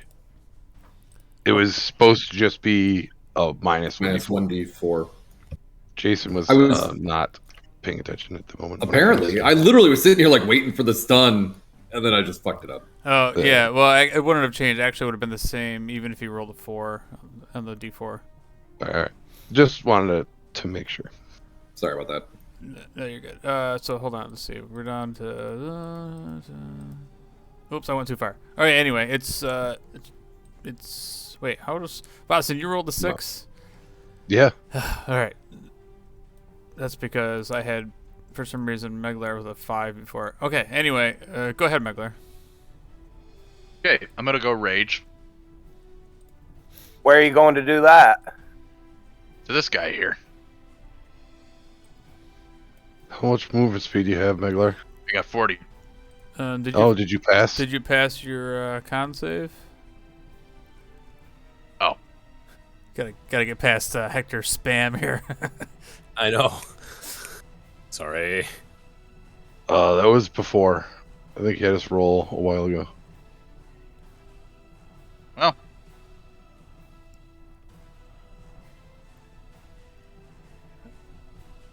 Yeah, see, I got the initiative of 5 up here for Meglar. So I don't know how you rolled twice, but anyway. probably on the other map when I rolled. No, I'm maybe. seeing 7. For his Constitution save? No, I'm seeing 11 for that. Scrolled all the way up. I see a 7 unless you rolled. No, I do see a 5 also. Yeah, but that's fine. I mean, I that's, see a 7. where's your Constitution save though? You probably didn't roll one. So just, He didn't. He just rolled. No, I 11. didn't. I'm showing an 11 for his constitution. oh, at the bottom. save. Okay, I was still looking up there. Okay. So yeah, you only have 15 feet of movement or whatever your half your movement speed. What did you have? 40. Yeah. So you got 20. Okay, well then. It's just enough to get up to him.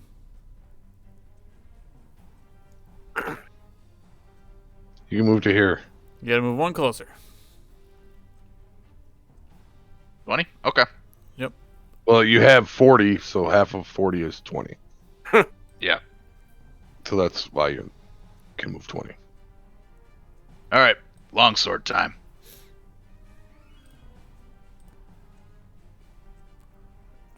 Yeah, your 10 is going to miss.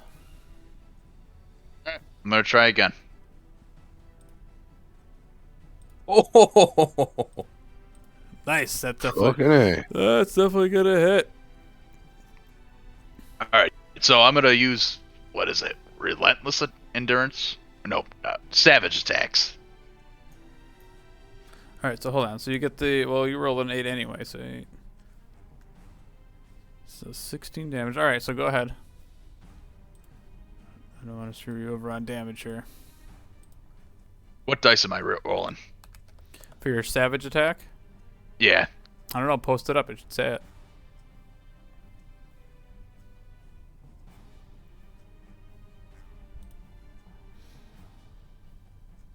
You can roll one of the weapon's damage dice one additional time and add it to the extra damage of the critical hit. So you roll an extra d8.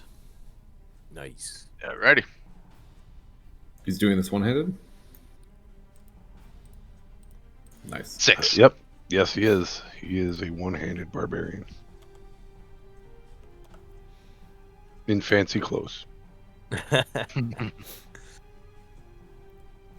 All right, so yeah, you end up running up and actually doing quite a bit of damage to this Megler, but he's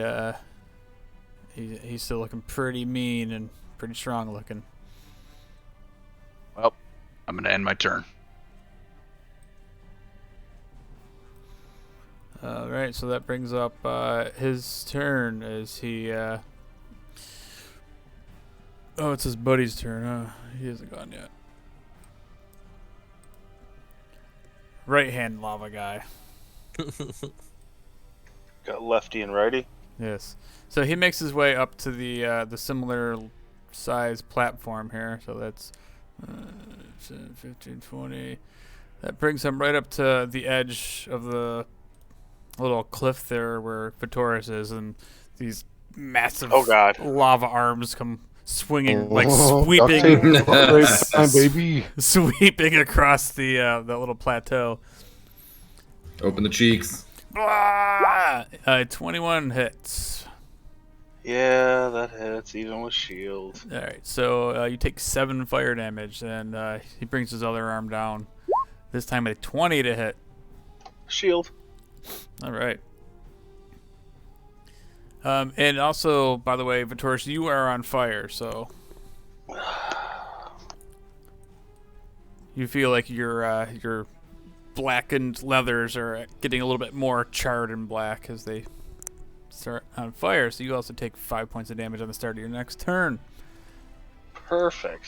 Okay, Yuri. Well, being that I was gonna run up there, but plans kind of changed now.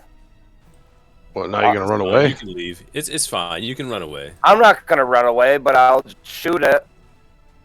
Just fucking run up there. Stop being a bitch. Jesus. You guys are fucking got like twice the amount of health as all of us. Just fucking get in there.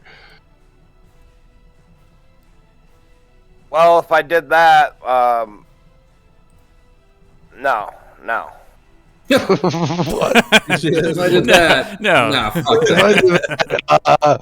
Everyone's gonna die but me, so I'll just hang out here.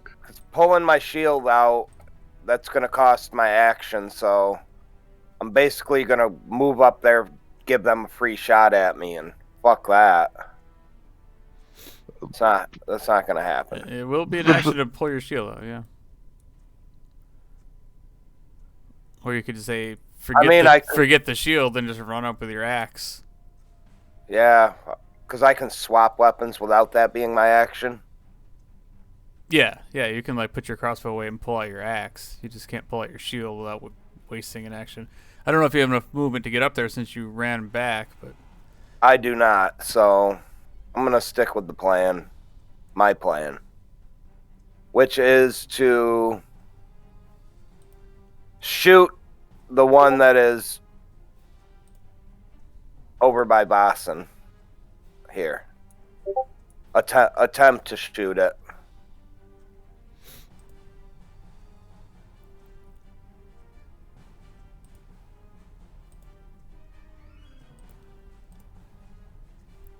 all right, go ahead. I posted that. No, I had to show you. I had to show that. That was the attack that he did on the double back-to-back crits on That's Hector. awesome. I was like, oh my god. Mysterious note. Yeah, I don't know. It's like a It just default says- thing. It pops it up. I didn't change the name. I just wanted you guys to see my screen because I was like, oh, that's horrible. Oh, so it's a note that just says "fuck Hector." To your Hector. That's disgusting, but Taurus. Dude, I'm so glad I had absorb elements today because like I would literally be dead. Yeah. Okay, so Yuri, that does hit him, and you see the crossbow bolt suck into the lava, and doesn't look like it does much. What am I doing for bolts? I'm gonna shoot him again. All right. Puts me at 10 bolts. All right. Second attack, same thing. It hits him. Doesn't do the damage you're hoping for, but And I'm going to use my action surge to shoot at him again. all right.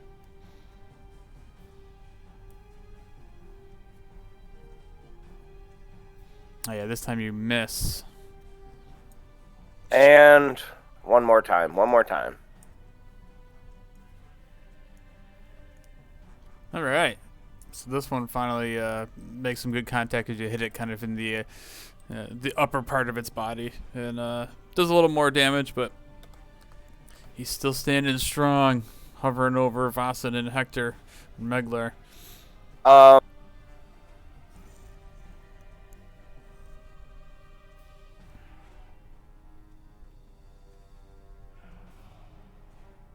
I'm going to stay where I'm at. I'm going to end my turn. All right, go ahead, Hector. I feel bad, right. but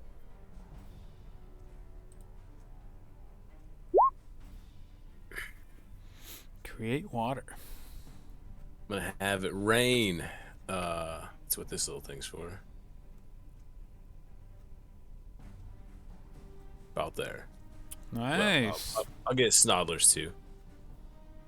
About there. So it's only gonna. I think it only lasts for one turn, but you know, at least I won't be on fire anymore. Yeah. So it puts the fire out on both you and Victoris. You do take the 5 points of damage at the beginning of your turn, though. Gotcha. Let me. Will my absorb element still be up for that or no? I think that lasts To the until start of your next turn. So Yeah. not.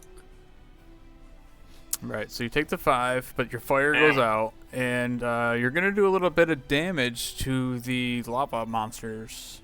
Oh hell yeah! I'll take it. So go ahead and just roll a d6 worth of damage.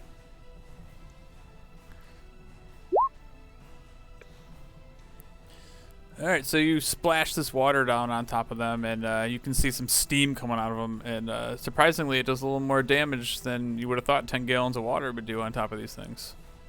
Nice. Oh, I wonder why. Cool. Yeah, that's all I got. That's the end of my turn. Alright, Kolos. Just put that back over there for now because I might need that. I'm on a Misty Step.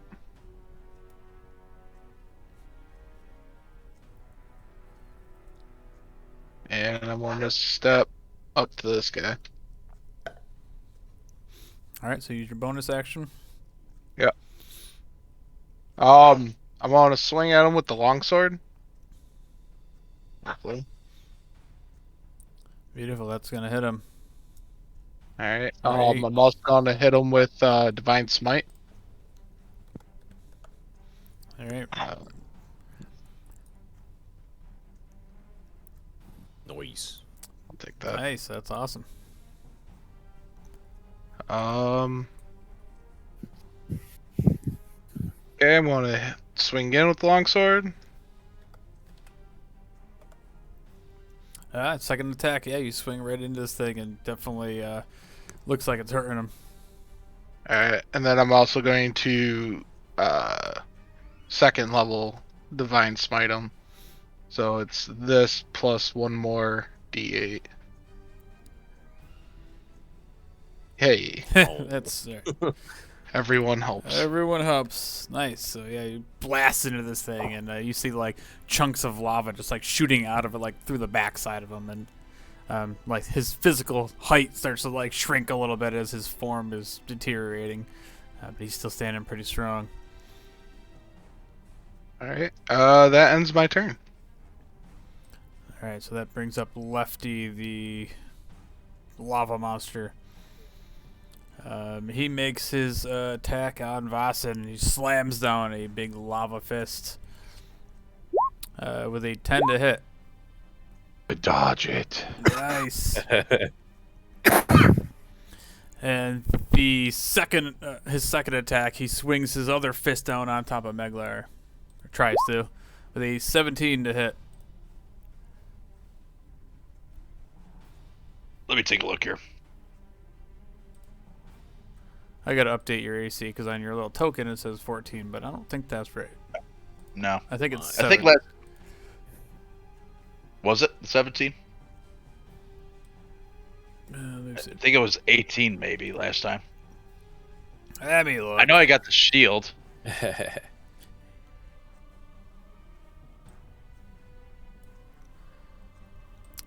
So it should be 16. It's 14 plus your shield. Okay, so So I take it.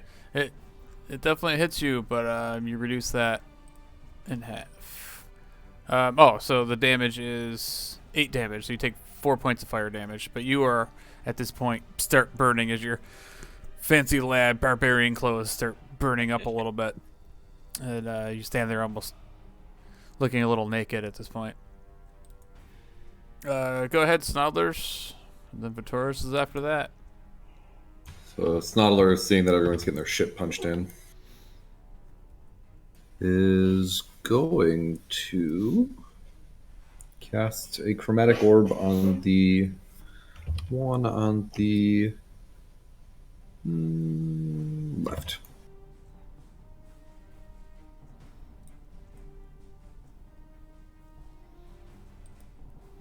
Not Lefty. Lefty's going fucking down. Oh my god.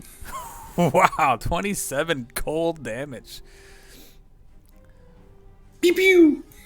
Fucking, he rolled 3 8s in there. Jesus Christ. Yeah, so that is enough to finish that guy off as you just see his form just start like steaming, and he dissolves in front of you into a cloud of vapor. So Snodler takes his finger and he goes, whew. And then you see him look up into the sky. He doesn't say anything, but in his head he's going, I wonder if the cap of water breathing works in lava. That is all. I picture Snodler's doing like the finger guns, like. But it's cold. Oh god, cold. That is all. Awesome. All right, go ahead, Vitoris. I'm going to. Die. So you take 5 No. points of damage from the Put 'em out. flames. Oh yeah, you put them out them with your water. Nice. Okay. Yeah. So this lava monster in front of you, he looks He looks pretty hurt, but he's still definitely threatening.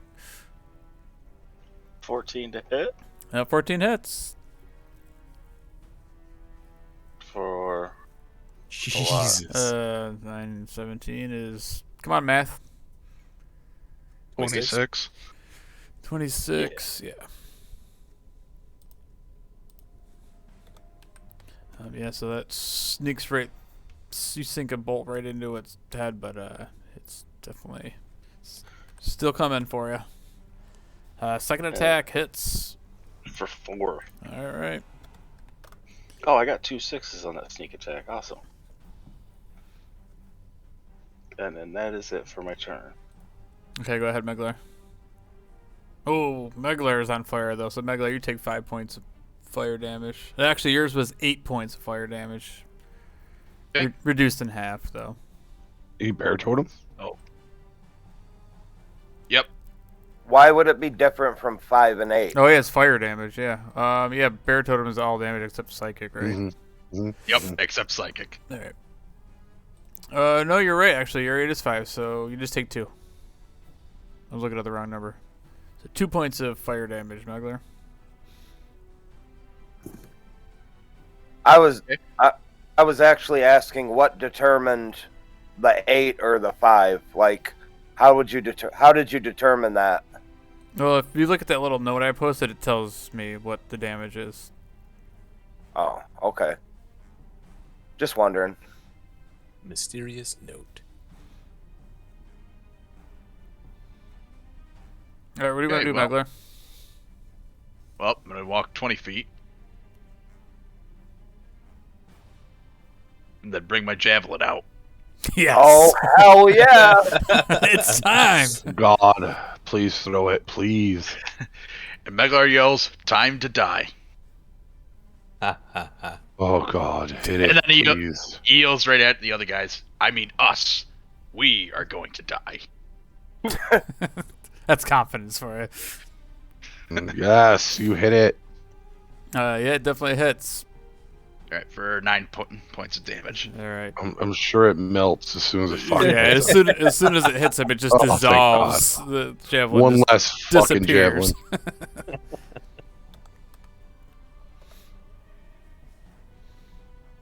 All right, and that's my move. Oh, wait a minute. I got another one. Yeah, you get another attack. I will Paul, throw your other javelin. Yeah. Shut Can't up. have many more after that. One of these days, he's gonna get like a returning one. All right, and another Like a one for boomerang. 7 points of damage. So yeah, the second one hits as well. That the javelin just dissolves, and it doesn't do as much damage as you think it's gonna do. It's gone. Okay, All right, Boston. that's my move. I run in. Yeah, okay. Reckless abandon. Fucking just start swinging away. Fuck you, fire fucking piece of shit. Don't be so mad. Oh yes, Jesus. that's the time for a crit. Nice. Alright. Two-handed. All right, what's the two-handed damage? Make it a big one. Fucking the same as the regular. Oh, nice, but it's enough. How do you do it? Oh shit! Like I do like a fucking spin that fucking like I swirl it around and like come down on its like kind of on its neck by its shoulder and arm and just fucking breaks it in half. And at that time, as you shatter the lava, it just kind of like turns into a loose form, and the lava just runs all over the side of the cliffside, and kind of pours back down into the sea of lava. Good thing no one got hurt. As soon as that happens, Yuri runs up and says, "You guys ought to be lucky I was here." Oh, thank Oh God my you were God. holding. Thank God you were watching our backs, Yuri. No one ambushed us. Good thing you were there. Yep. Just start slowly trying to make up this hill. All right, so yeah, you make your way over to this cliffside, similar to the cliff that you guys climbed earlier, but this one definitely looks a little bit trickier to climb. So anybody's gonna climb this thing, I need you to make an athletics check. I think I get advantage. All right, I'm gonna do it. Fuck it. Oh no, I just get +5. I mean, what's the other option? Not climb it? Yep, hang out here, or wait for someone to drop a rope if they got one. All right. I do have rope. If anyone is having issues, I will toss it down. So yeah, Vitoris I and may Vasen need it. easily climb up it, along with Meglar. Snouders doesn't get up it, and Kolos makes it like part way up, and he ends up falling and taking 5 points of bludgeoning damage. Nice. I'll like throw my rope down to help everyone up. I'll also help Yeah, Boston hold the rope. Hector's the same way. Yeah, you try to get up there, you just can't quite manage to. Your hands are still sweaty. You have a hard time getting up. So you guys throw the rope down. It takes a couple extra minutes, but you manage to pull everybody else up. It's Nautilus, thanks you. Apologies. Yuri just nods at Boston and then just announces, I could have got up. I could have got up myself. Thank God you made it, Yuri. Wait, Yuri, if you're up here, who's watching our back? Funny, I just start strolling funny. off.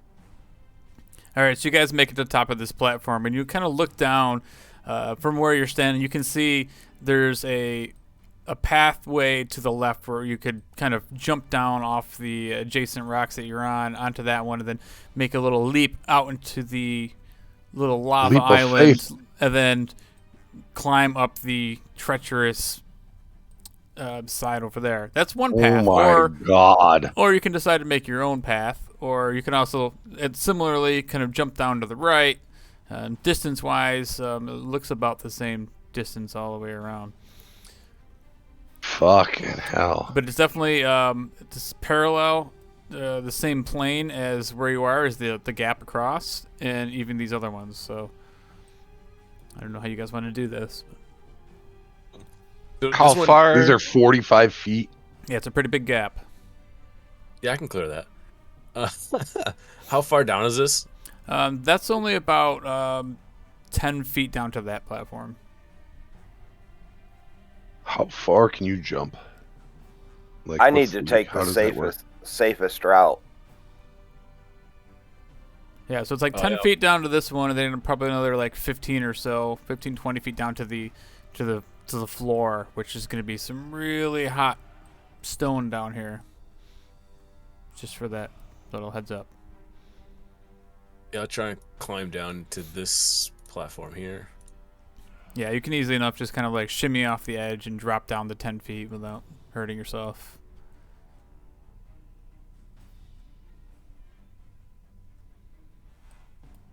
I'm gonna go the other way.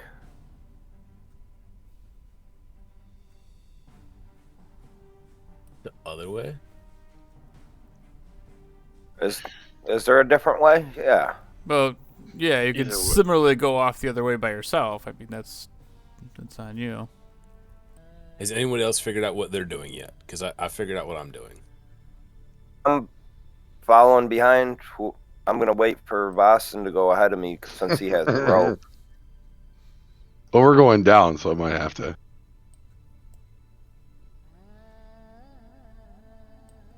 I'm just thinking ahead when we have to go up. Well, we're gonna have to go up either way. So if we go this way and try to get up, we're gonna go down and up. No matter what, we're going down and then back up. This way, we're going down and back up. Either way, we're going down and back up, unless someone has something to get us across the 50 feet. I can only get myself. Snodlers can get 2 people and burn a really high level spell slot that doesn't make sense. Can you, though? Sure, why can't I?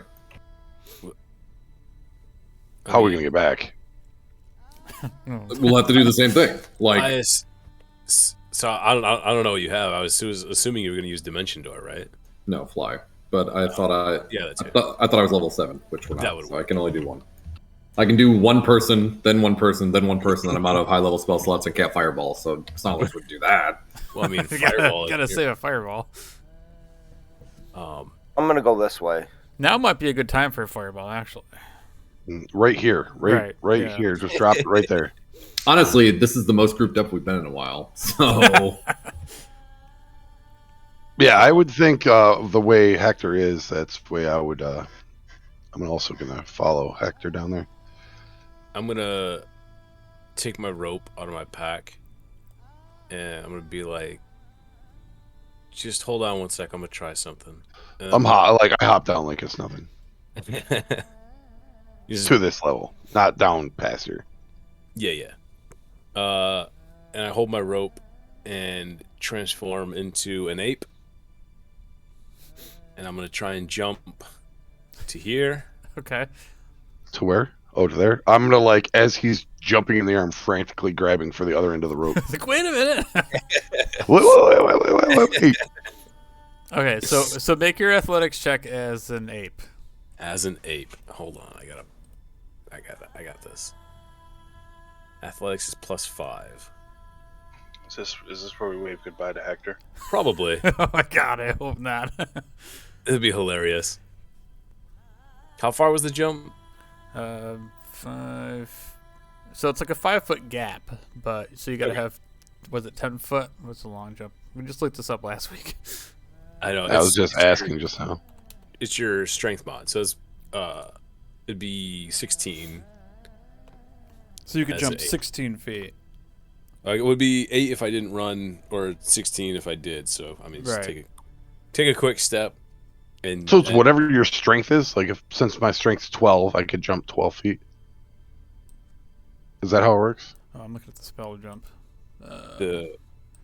Oh yeah, not that. That's not it. No, so it's yeah. So you cover a number of feet feet up up to your your strength score if you move at least 10 foot immediately before the jump.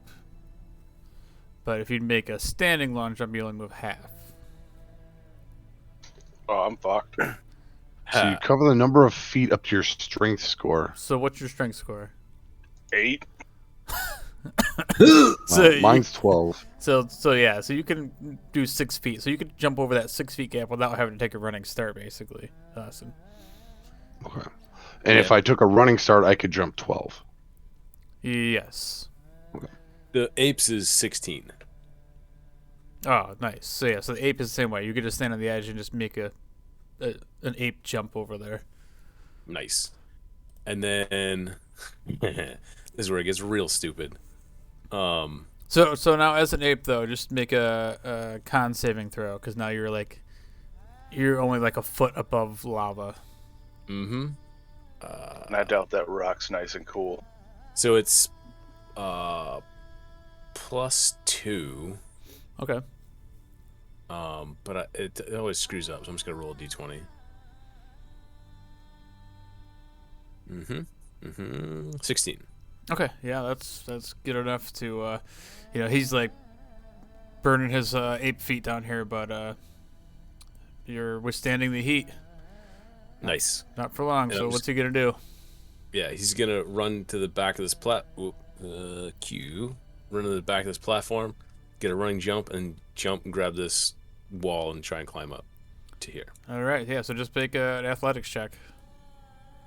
All right, it's literally do or die. +5. While he's doing this, I'm holding onto the rope. The other end. So the one good thing is the it's not as much of a sheer cliff going up. So it's kind of an incline. So as long as you roll at least a 10, not a Roll the 9. Oh, so you run over there, you leap and you scramble down and you slide and one of your feet, just get in the lava. So you're gonna take 5d10 worth of fire Holy damage. shit. Hector, no. You didn't heal either. Nope. Oh, but you're an ape, though. Yes. You guys want me to put a piton in the ground over here so we can tie the rope up? 23. So 23 points of fire damage as your foot just hits the lava as you jump through it. 4. So I take 4. And I revert back, and as soon as I do, I just fucking misty step to the top. Fuck climbing. Okay. Let me do my damage real quick. God damn it.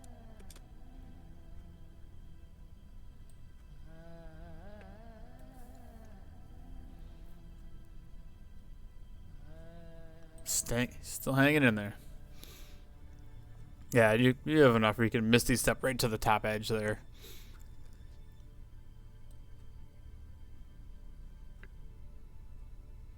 Holy shit. Just kind of like fucking lay down on the ground like, god damn, that hurts. Lava hurts. Turns out, yeah, lava hurts a lot.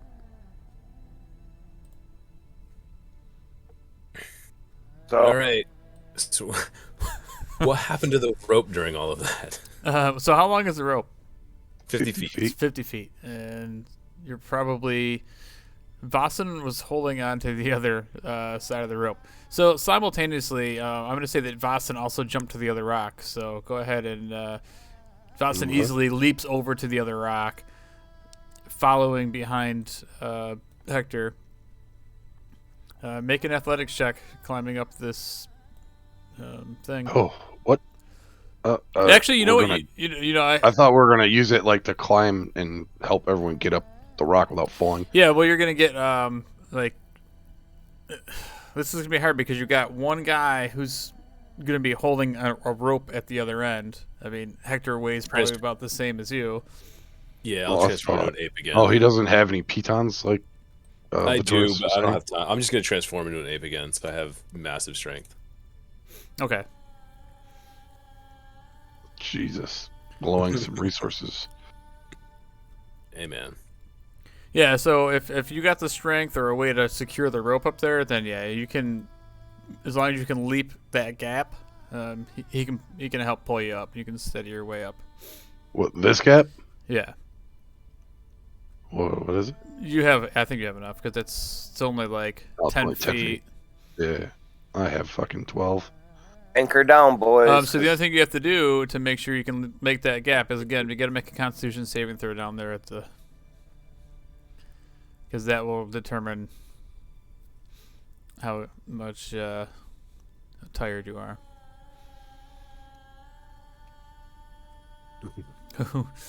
Yeah, we'll give it to you. We'll just say just enough.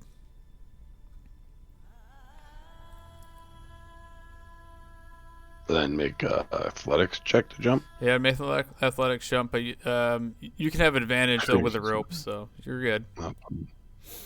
So is Hector the ape kind of like it's holding onto the rope? You just kind of like jump across and swing a little bit. Oh, wait. I can't go across because we need other people to grab the rope. You know what I mean? Like if I go across, no one else is gonna have a fucking rope. All right, so You know what I mean? Like we're trying to find a way to do it to where he's holding the rope, and the other end is stationary here. You know what I mean? I gotta get a running start, but I will run and jump over there.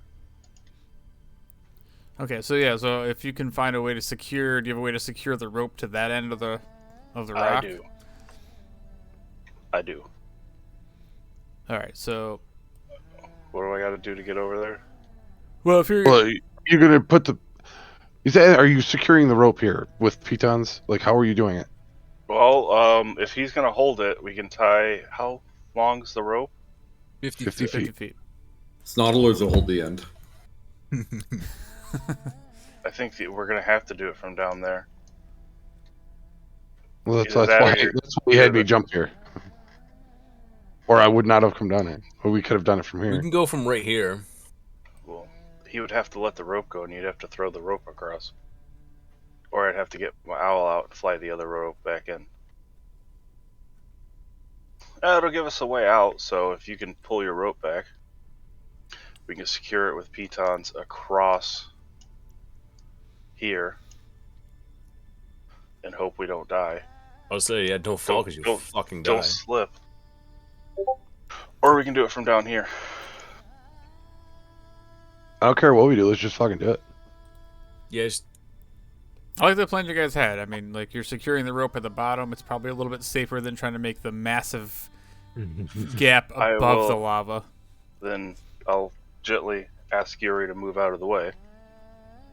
Excuse me, Yuri. 50-50 chance I'm gonna push you in the lava when you come by me, though. Yeah, could you go up there with Stodlers, please? No, you budged ahead of me, motherfucker. I'm trying to. I'm gonna take a run and jump because I have to. Because I can jump 8 feet for a long. oof, so close. What is it, athletics? So Or no, you just jump, right? Yes. Yeah, so you just Constitution. leaped over there. So just make at least a DC 10 Constitution save. But Nope. So you're definitely not gonna have you're gonna have to make an athletics check if you want to climb the rope or whatever you're gonna do from here on out. So because you're definitely feeling exhausted from this heat down here.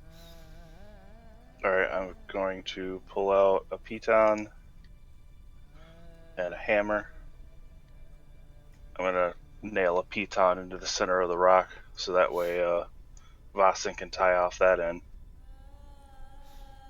And then the second he's got it tied off, I'll start climbing.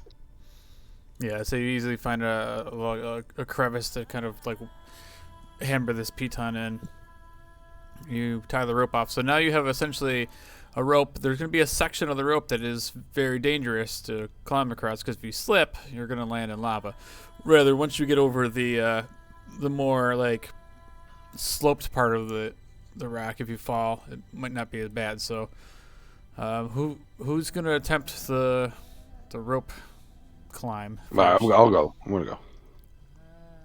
As soon as it's secured and we get this, fucking, I just go. All right. So, what did you roll? So, all right. So you got a 10.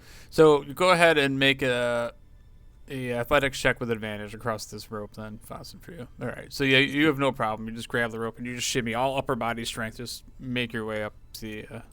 As soon as I see him get up there, I will also go. I'll like help the ape hold the rope, even though it doesn't look like he needs it.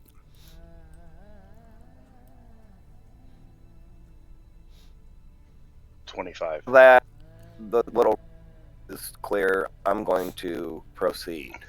All right, And Taurus. Yeah, you roll high enough to make your way. Exhausted and like drained to your core, you still manage to make your way across the. Once I get up there, I'll hammer a piton into the ground up here as well. Okay, so now the rope is like nice and secured. All right, who's next? I'll go. After he does that, I will transform back into myself. Okay. Oh, we put the other one on a piton? Yeah. Yeah, because otherwise, once we walk away, the rope's just gonna fall into the lava. I'll do that, and I'll while they're doing that, Fossen just starts like moseying back here, not too far away from everybody, just to Make sure keep an eye out for more of there's those no lava elementals there. monsters. Yeah. All right. Once they get close enough up here, I'll give them a hand getting up. I'll cast Create Water again on that little area to cool it off a bit. Try anyway. Oh, now you do it. All right. Good. I was an ape before. What do you want from me? I can't cast spells as an ape. All right. So Hector, go ahead and add yourself a point of inspiration for that move. Hell yeah. And so you have enough strength to leap over to that rock. Am I exhausted? We'll give you a level of exhaustion from that. That was really hard for you to do in that current state. So Yuri, the DC is going to be lower, so make a Constitution save. Oh yeah, you got it. So now you just have to make an athletics check with advantage. Climb up this rope that they have secured.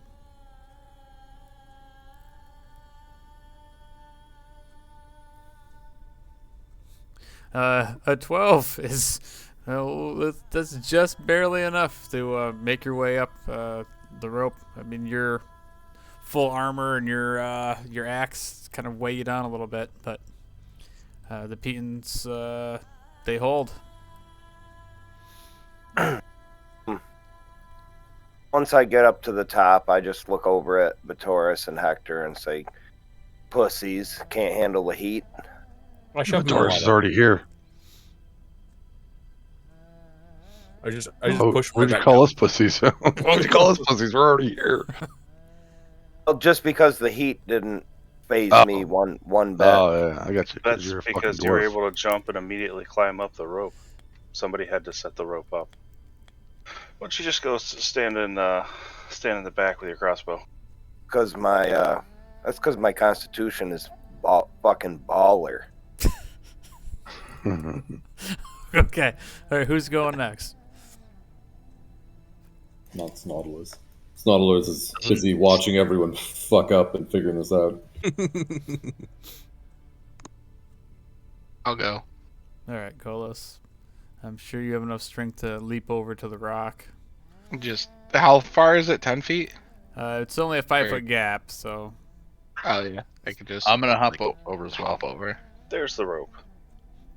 nice. Okay, so Constitution save on the rock. Yep. So that's just barely high enough, so you don't gain any exhaustion. So make an athletics check at advantage. Hey, Nice, no problem. Climbing up the rope. Easy enough task for you guys. Meglar, your turn. You have enough strength also. If you get across the rock. Nope, he changed his mind. All right, first off, he looks back at Snodlers and he goes, "You coming, little friend?" You should just throw him across the gap. Snodlers is watching Why don't you everyone hop on have a my hell back of a there, time. little black man? Snodlers doesn't know about that. What'd you say? Snodlers is a little afraid of that, I'm not going to lie. Afraid of what? I missed what he said. Jump on my back. Like a piggyback ride. No, Snodlers has seen everyone else do a horrible job just trying to take themselves. Well, suit yourself. So Meglar just hops right up on this rock here. All right. Yeah, make a Constitution saving throw.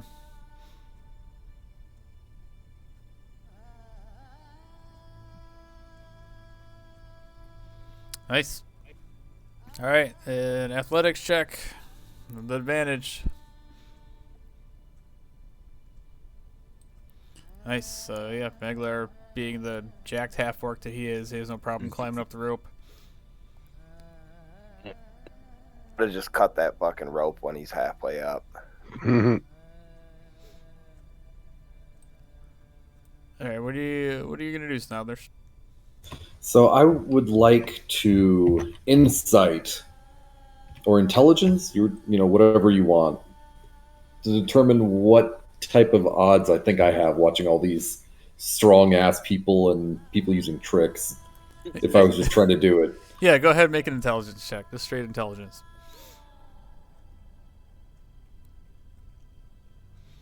It seems reasonable enough that if you could see this big dwarf in full armor and all his gear climb up this rope, that I'm sure Snodlers could figure that he's a quarter of his weight.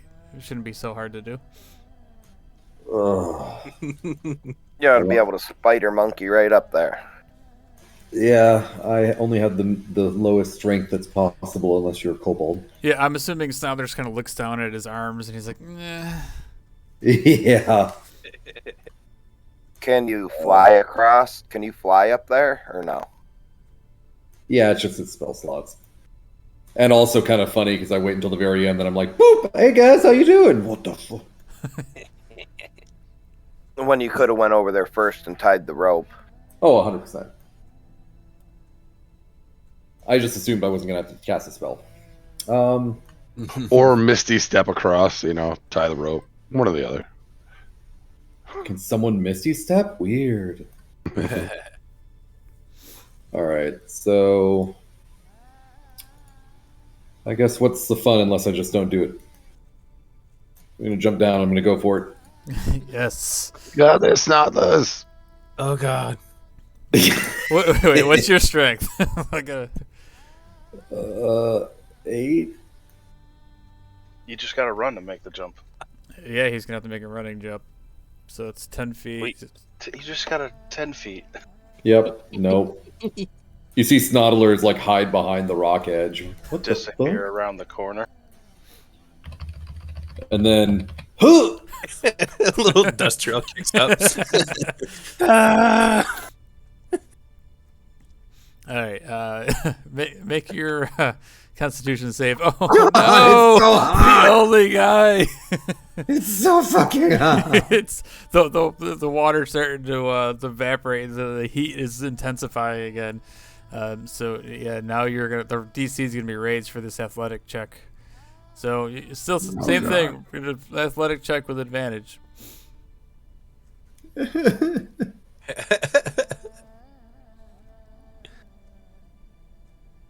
Yes, Snothers. It was all down to that roll. Double crit. Will What the Snothers fuck? fall in the lava? Nice. Double crit. That means he definitely dies. Oh, Jesus. So yes, Snothers makes it all the way up there. But you suffer a level of exhaustion doing so, but you make it. Nautilus doesn't know if that was worth it. Violence at all. Theoretically, Press on. Yuri should have had disadvantage on all his checks across there. Oh yeah. So, Hector, you look pretty rough, man. Yeah. Let's find a little divot. Can we find a spot up here? That's Well, like let's a little- move on away from this heat. Yeah. I want to find a spot that's like recessed. Yeah, I mean, you guys, as like you a kind of hole. like make your way back there, you see there's this kind of tunnel, and it's a darkened tunnel now. And this whole cavern's been lit up the whole time from the amount of lava in here. But now you kind of like reach towards the dark, and it's definitely a little bit cooler as you step away from the lava. So you got a safe-ish sort of spot where you can take a short rest if that's what you wish to do. Yep. Oh, D&D Beyond and Beyond 20 doesn't use exhaustion and properly do disadvantage on checks. Huh. So make sure to do that automatic or manually.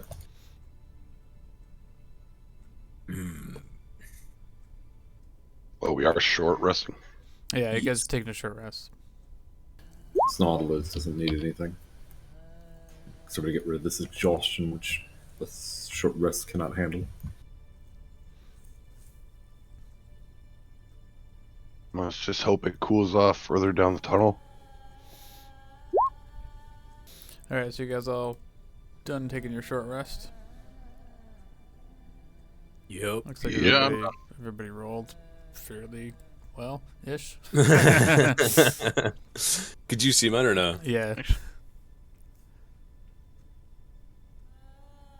Goddamn, Maglar. All right, so Now, that's actually over my limit. Does that You just go roll to You 66? roll a d12? Barbarians. Yep. Damn. Dude, But that- barbarians are so much fun. you Yes, only sir. get to your maximum health. You don't get extra. Okay. I think it's the only class with a D12, right? That's nutty. Yeah. Yeah. I did not know that. That's pretty dope. Hell yeah. Only Hell one yeah. was D12. All right, so you guys like catch your bearings here and get out of the heat, and you start feeling a little better. The color starts coming back into Kolos' skin. And before you was this darkened tunnel. Who's gonna lead the path down the tunnel? I think it should be Snodlers. He seems the most squishy. Snodlers will go first. It only makes sense. Absolutely. This is your Underdarkish, right? Snodlers thinks it's still pretty light here. Oh, Jesus. Hector, you got any light? Yeah, I got a little bit. I got a dagger and I got a spell. So who wants what? Oh, actually, I still have your dagger, don't I? No, you have your own dagger. I made a Oh. second one. Fair enough. I pull out So my you- fish sword that's on No, fire. the dagger you gave me still is the fire one, right? Yes. Okay, so I just Just- pull the dagger out for light. So you get your You have a fire dagger. I have a fire dagger, and Vitoris has a fiery sword. fiery fish sword. It The fancy costs- fish sword. Well, I'm not gonna pull it out. Everyone's got a fucking firing sword out. So who's pulling late out? I'm walking right behind Snodler's. All right, cool. I guess I'll pull mine out. Snautilus doesn't need one. I don't either. I just walk behind. I just hide behind Snodlers and wait for something to eat him. I'll go third, I guess. Okay. You ever see Big Trouble Little China when they're in the sewers and the Yeah. thing comes out of the wall? That's what I'm picturing right Yeah, now. that's kind of what's gonna happen. Oh wait. I haven't seen that. Oh, perfect then.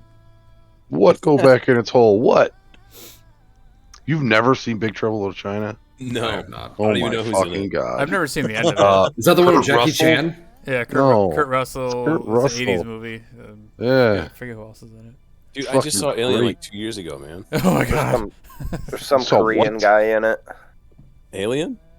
Oh my god! I've never seen Alien. Oh, bullshit. I mean, I may have. I don't remember it though. I did see Prometheus. Oh, That was decent. All right. All right, back on track here. So you guys follow Snodlers and you start making your way down this tunnel. And this tunnel is like really smooth. The walls are kind of like this obsidian black and hard rock. And you kind of make your way a couple 100 feet down this like winding passageway. It's not too long though, as you kind of make your way to the end of this thing, as you kind of step out to a somewhat larger of a chamber. It's probably like 20 feet by 20 feet wide, and there's a small opening there as you guys kind of reach this threshold of the opening, and you step down into a man-made square room. And- Whoa! I'm gonna pull out the Rod of Finding, Nice. Okay. So and I'm gonna say, fucking rat bag. And as I say that, it's gonna search for evil, hostile creatures in this area within 60 feet. And I'm just gonna hold it and wait to feel the vibrations in the body. okay. So as you step down into this room, it's this large square room. It's about 70 feet, 70 feet by 70 feet. But as you kind of all step down into this room, you see the floor is covered in about 2 feet of water. It's all stone walls, stone floor. Fucking water? Seriously? Water. So the One from the other. The light from your dagger that's glowing, Vasen, you notice there's a couple of corpses, a couple of skeletons laying on the floor, laying in the water, kind of like face down. Each one of these are kind of in familiar attire, to kind of similar to what you guys are wearing. They're adventuring-looking types. Alongside of them, you can see backpacks and weapons, kind of like strewn out along the floor in the water. In each of the four corners of this chamber, there stands a large stone statue of a human. There are two men and two women statues. Each one is holding a large vase in front of them.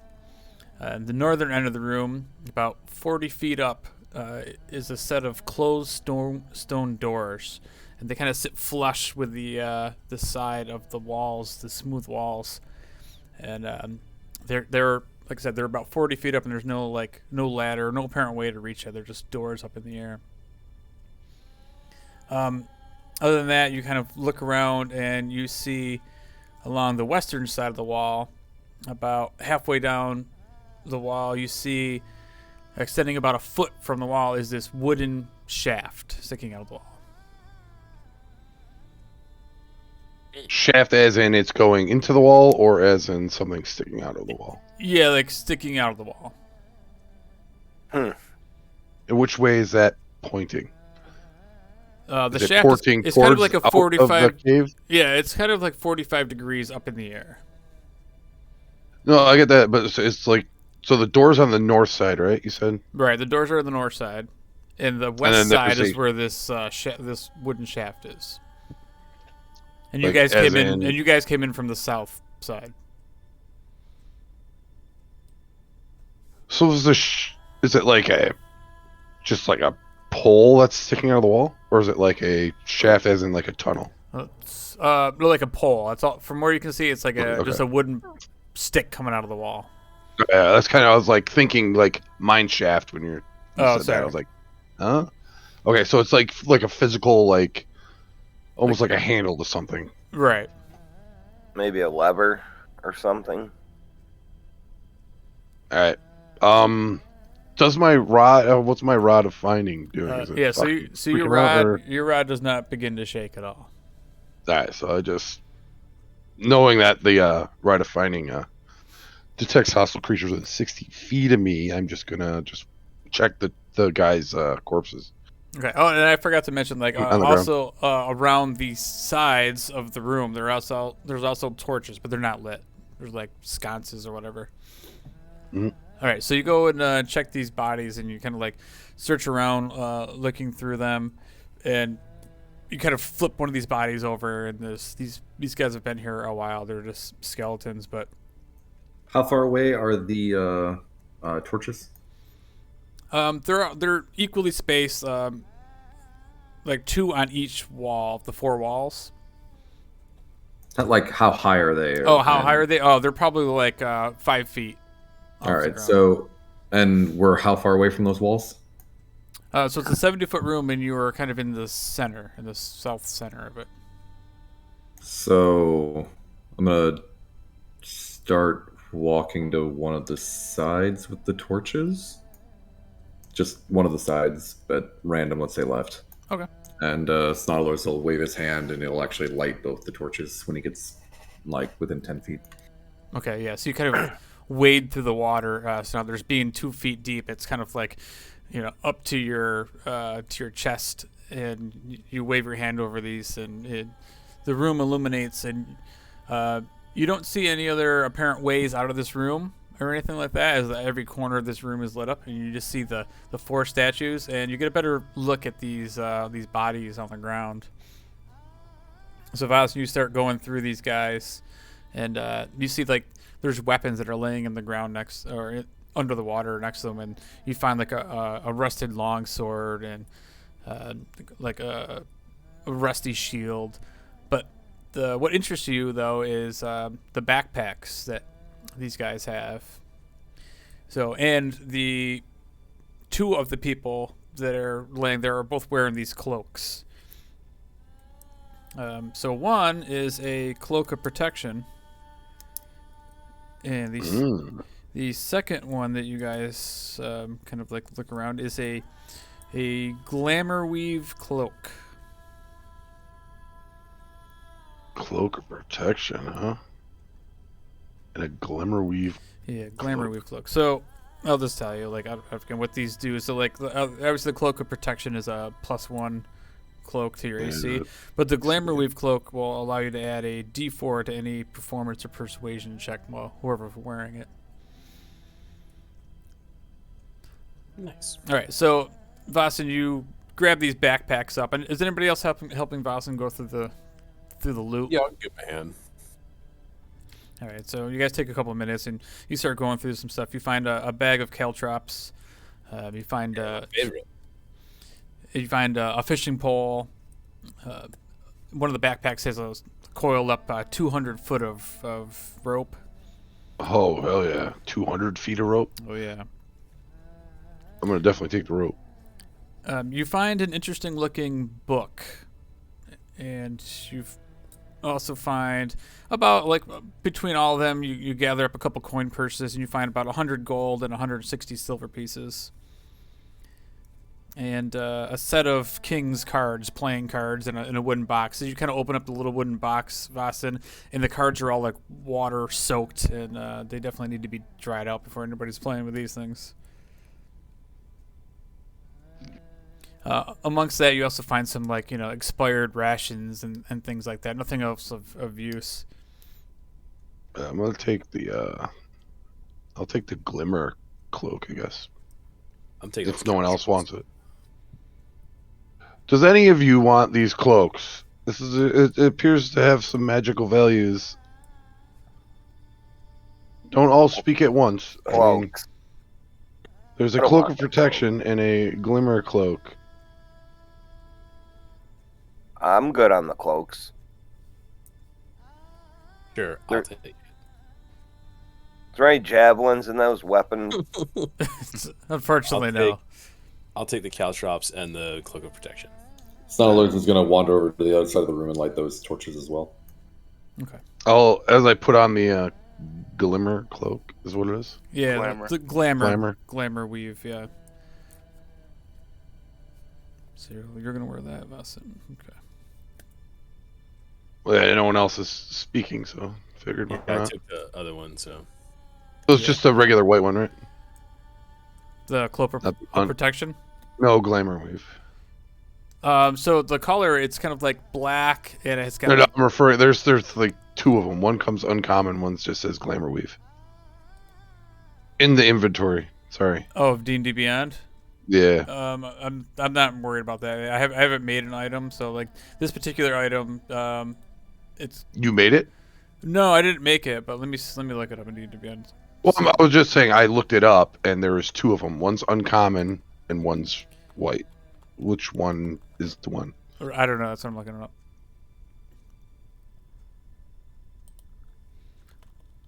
oh, that cloak looks sick as hell, actually.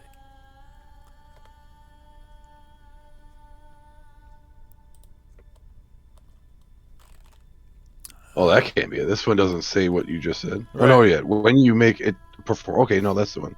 The first one. What's it Or called? are they both the same? In D&D Beyond? Glamour weave. Oh, glamour weave. Yep.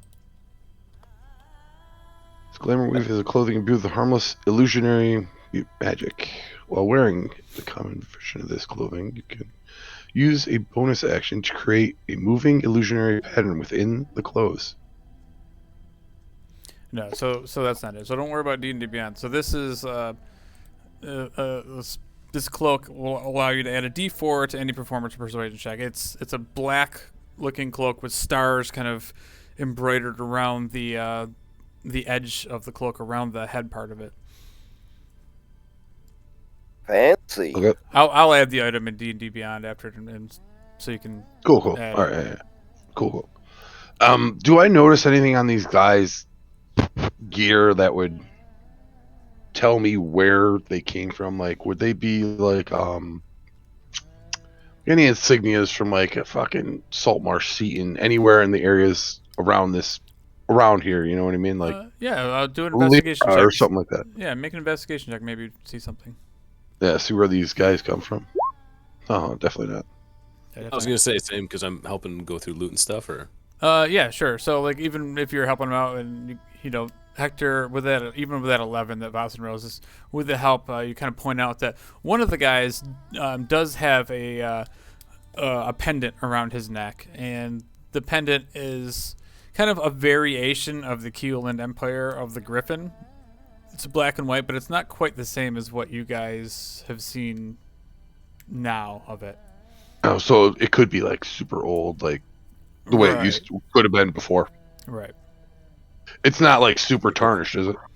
Yeah, I mean it's been underwater. It's a metal medallion, and it's definitely tarnished and All right, kind of like rusted looking.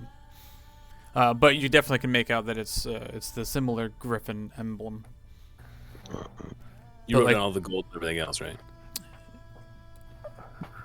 Yeah, so I didn't the gold add was gold. 100 gold and 160 silver. Whoever wants to take that, or whatever you guys want to do with it. Oh, and there was a book. I don't know who grabbed the book. I'll grab the book.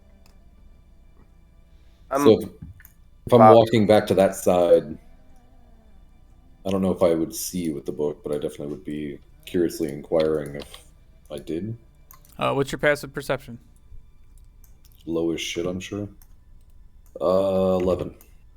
Yeah, it's probably enough. As you lit the lights, you could see the two of them going through the stuff, and it would only taken you a couple, like a minute just to cross the room and turn the lights on. So you probably would have seen them going through the stuff and noticed the book. If no one wishes to read that, Snodlers would like to learn. Oh, Okay, here you go. I was just collecting stuff. Maybe it'd be some use later. Yeah, hopefully you find something interesting in here. They like flip the book to him. All right, so Snothers, you take a look at this book and right I'm gonna on. cast prestidigitation on it and try to clean it up as much as I can. Nice. The book was actually in. The strange thing about this book, though, is being in the water. It's not wrecked. It's not even wet. And you look at the cover of it, and the book says, "The Bane Lexicon of Redemption." Ooh! So you open it up, and it's a spell book. Snoddlers. You hear Snoddlers excitedly like, What the hell is it? I've been eyeballing Snoddlers. this Bane whole time. lexicon of what? It should be in your journal now. Aw, that's pretty sweet. So it's got a bunch of spells in there. I don't know if there's anything you could use, but Yeah, I can use some of them. she's yours. And after I get done doing that, I'm gonna after thoroughly checking those corpses, I'm just gonna look around the room and just want to look for switches, any kind of cracks that may be doors, besides the obvious big one over top of us, and maybe even like look at the statues for anything like symbols, Maybe- anything that may lead us something. All right. Maybe So, those I'll go vases the are opposite way. stolen. okay. So, Yeah. so Vossen, go ahead. Roll investigation first.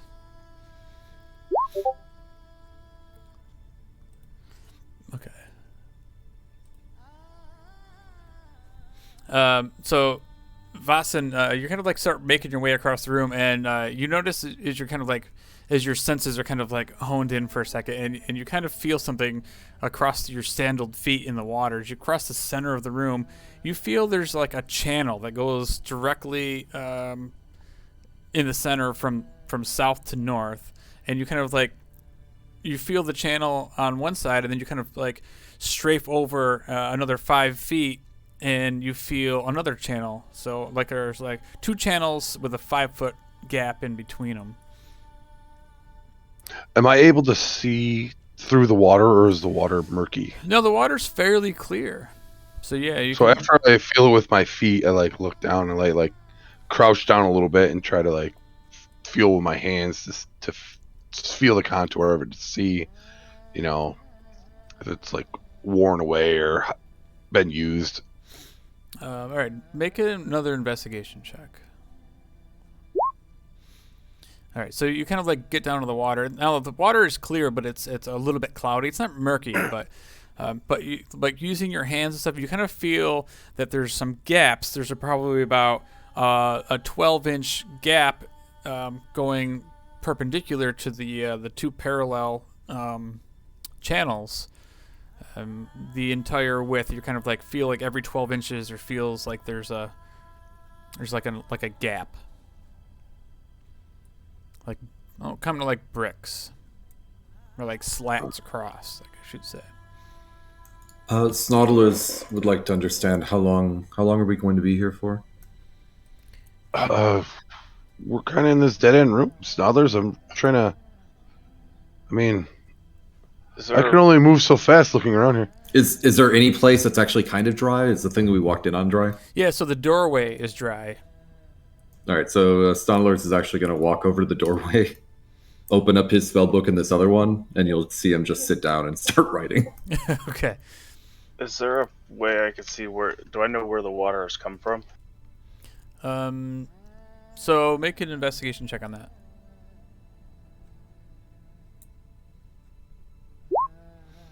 All right, so Vitoris, you kind of like walk around the room and look around, and you see there is some small tubes in the walls, and there's like several points in the walls, and they're only about like 3 foot up, and you can see like there's some water trickling out of these small tubes,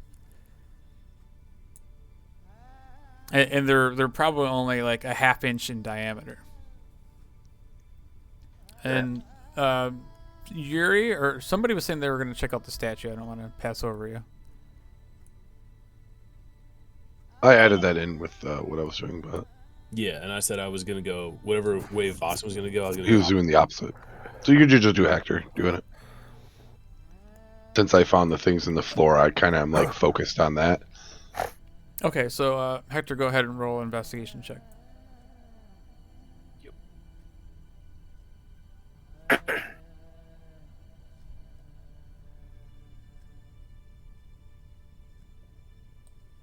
Just 12. Straight 12. Okay, well that's pretty good. So you start taking a look at some of these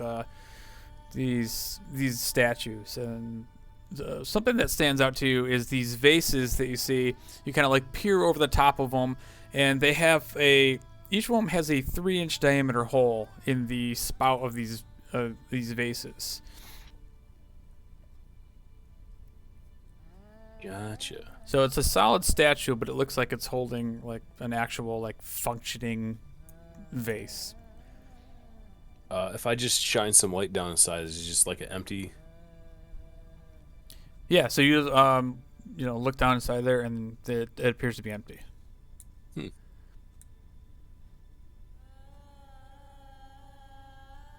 Interesting.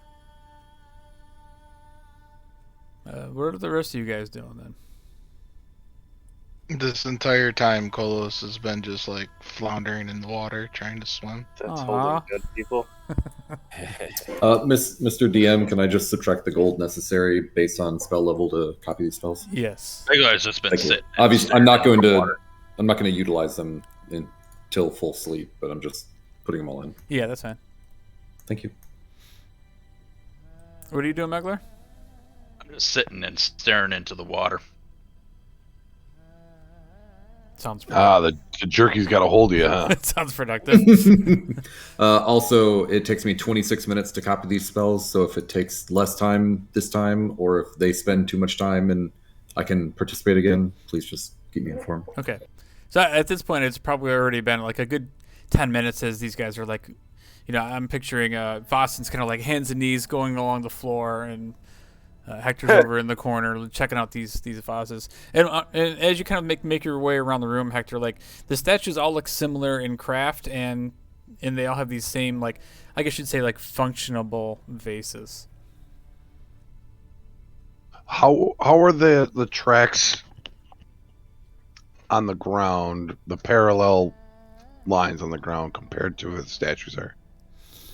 So again, the room is about 70 feet wide, and the tracks are only about like a 5-6 foot section along the middle, and the statues are in the far corners of the room. So the statues are in each corner of the room, Right. and then the tracks run only in the middle of the room. Right. And they're how far apart? I actually put 6 feet. They're 6 feet apart. Okay, so the tracks are 6 feet apart. And there's like grooves in it, like in between it. Yes, going the width way. Every 12 inches or so, you feel like a groove in the floor, in the stonework. But the rest of the floor that you're walking around on, it all feels like a smooth, solid slate floor. That's Almost like it's like track, like spots on it. You know what I mean? Yeah. Like every section going up, it's kind of like a slot in it, all the way down. Yep, that's basically Okay. what I you can could have picture that. inferred. Yep. Can I look and see if there's supposed to be a drain somewhere? So like in the water, like on the floor. Yeah. Okay. Yeah. Go ahead and do investigation check.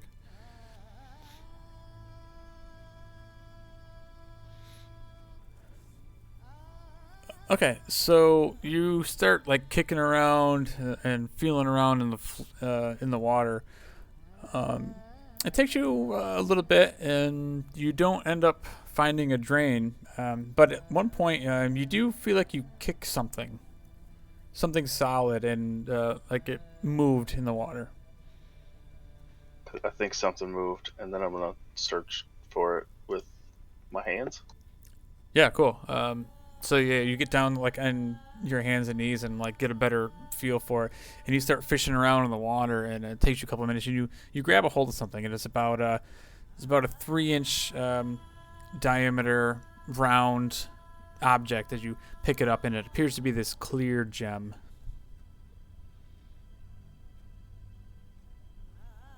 I found a gem. How clear is the water? It's like cloudy. It's fairly clear. It looks cleanish, but you can't like see right to the bottom, but you can like see images or like shapes. Like I said, you could probably see like the sword at the bottom of the like rusted swords. You can tell they're a sword because they're dark colored. But it like the gem, you probably wouldn't have been able to see it. Gotcha, because it would have blended in. Right. How far off the ground are those pipes that are coming out of the wall? They're about 3 foot. And how far up are the vases? So the vases are probably a good 3-4 foot off the ground too. So close to the same height as the things. Yeah. Are there the same amount of spigots as there are jars? No, so it looks like there's probably like 6 of the spigots and only 4 of the jars.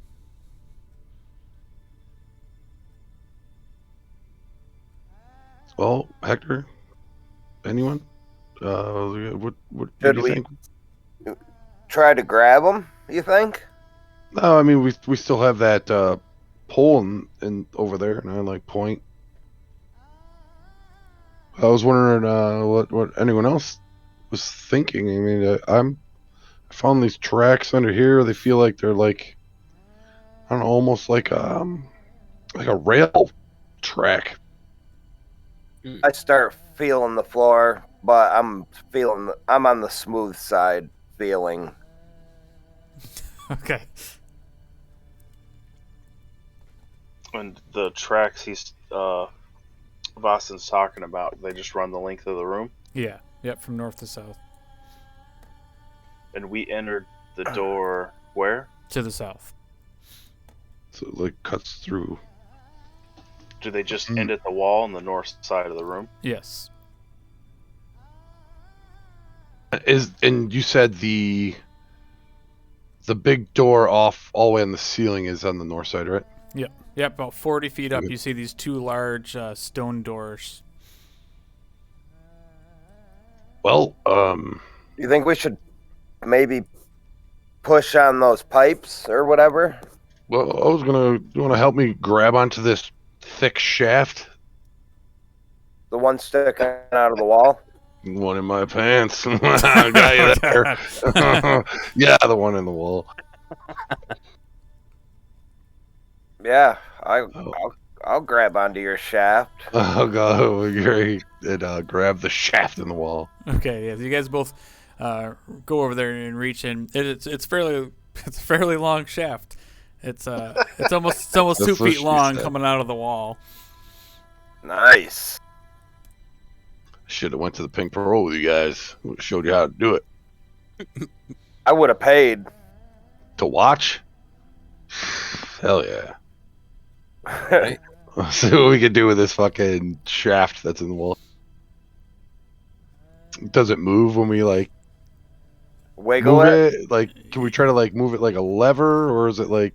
Yeah, so you grab a hold of this, and you guys both feel as your weight gets on it, it starts pulling down like a lever. And as you pull it, all of a sudden you hear a clicking noise, and you guys see all 4 of these statues. They start pouring these vases down. The vases start like turning down, facing parallel to the water, and lava starts flowing from these vases and fills the room.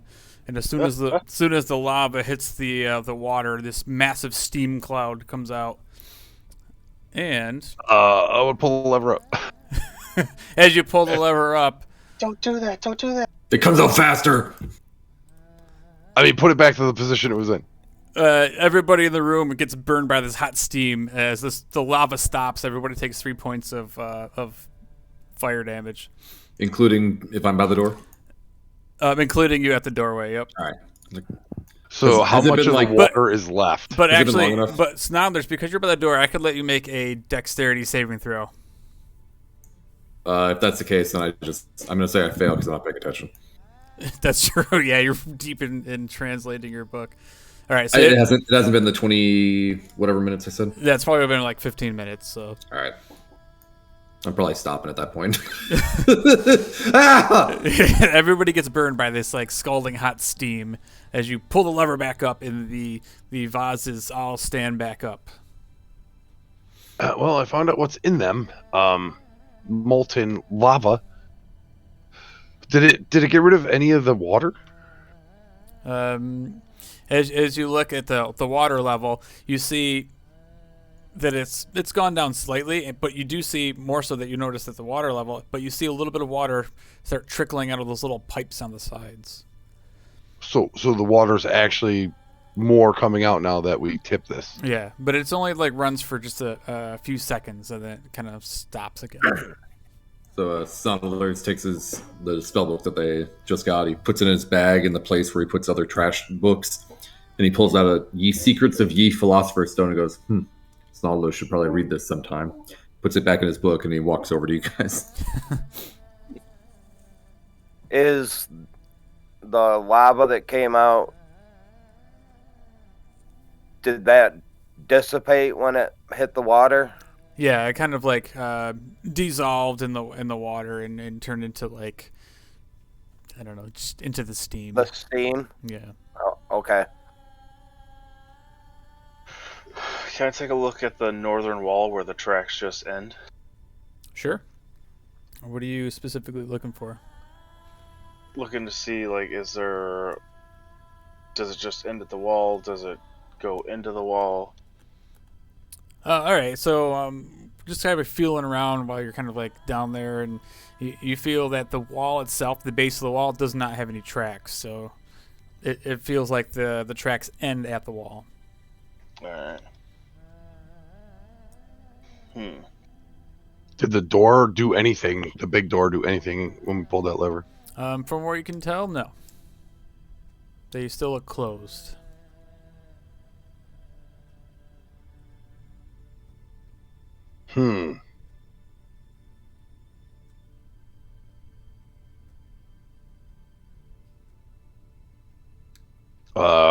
Any suggestions, anyone?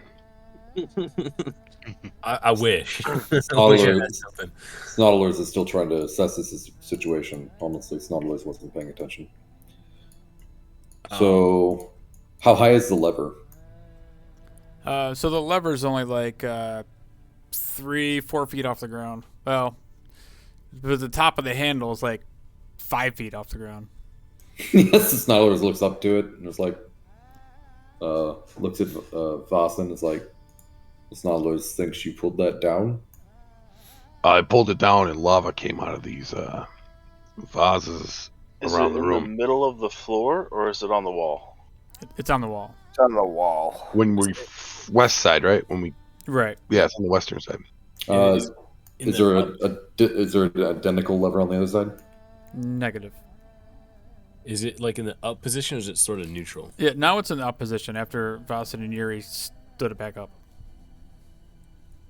Gotcha. So it was up, they pulled it down, and then they put it. Yeah, they quickly put it back up. Why? Do you want us to pull it down and leave it down? Not while we're in here. Yeah, I was about to say, we can get the fuck out of this room if we're going to do that. I mean, we already burnt almost to death once, so. Hey, let me see that gem you have. That you found. So, Snodlers will unpocket his find familiar, which is an owl. I'll hand the gem over to Hector.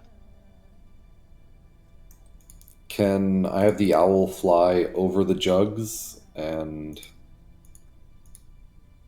basically I just want to see what's inside.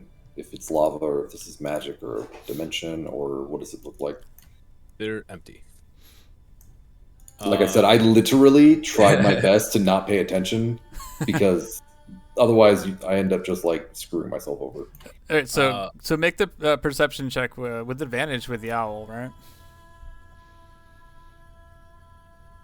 So with normal, Sure. I'm exhausted. Oh, yes, right. Yeah. So the owl looks over, and the vases are dry. There's no lava in them. There's nothing in there. That's so weird. Snodlers looks at Hector and says, "Do you think we should put some water in them?" Maybe. That was. But what if you look inside when I pull the lever? Yeah, just look real close. Snodlers would like to leave his owl right underneath the jug to look up when he pulls the lever. I I'm want to back take up. the gem Yeah. over to the.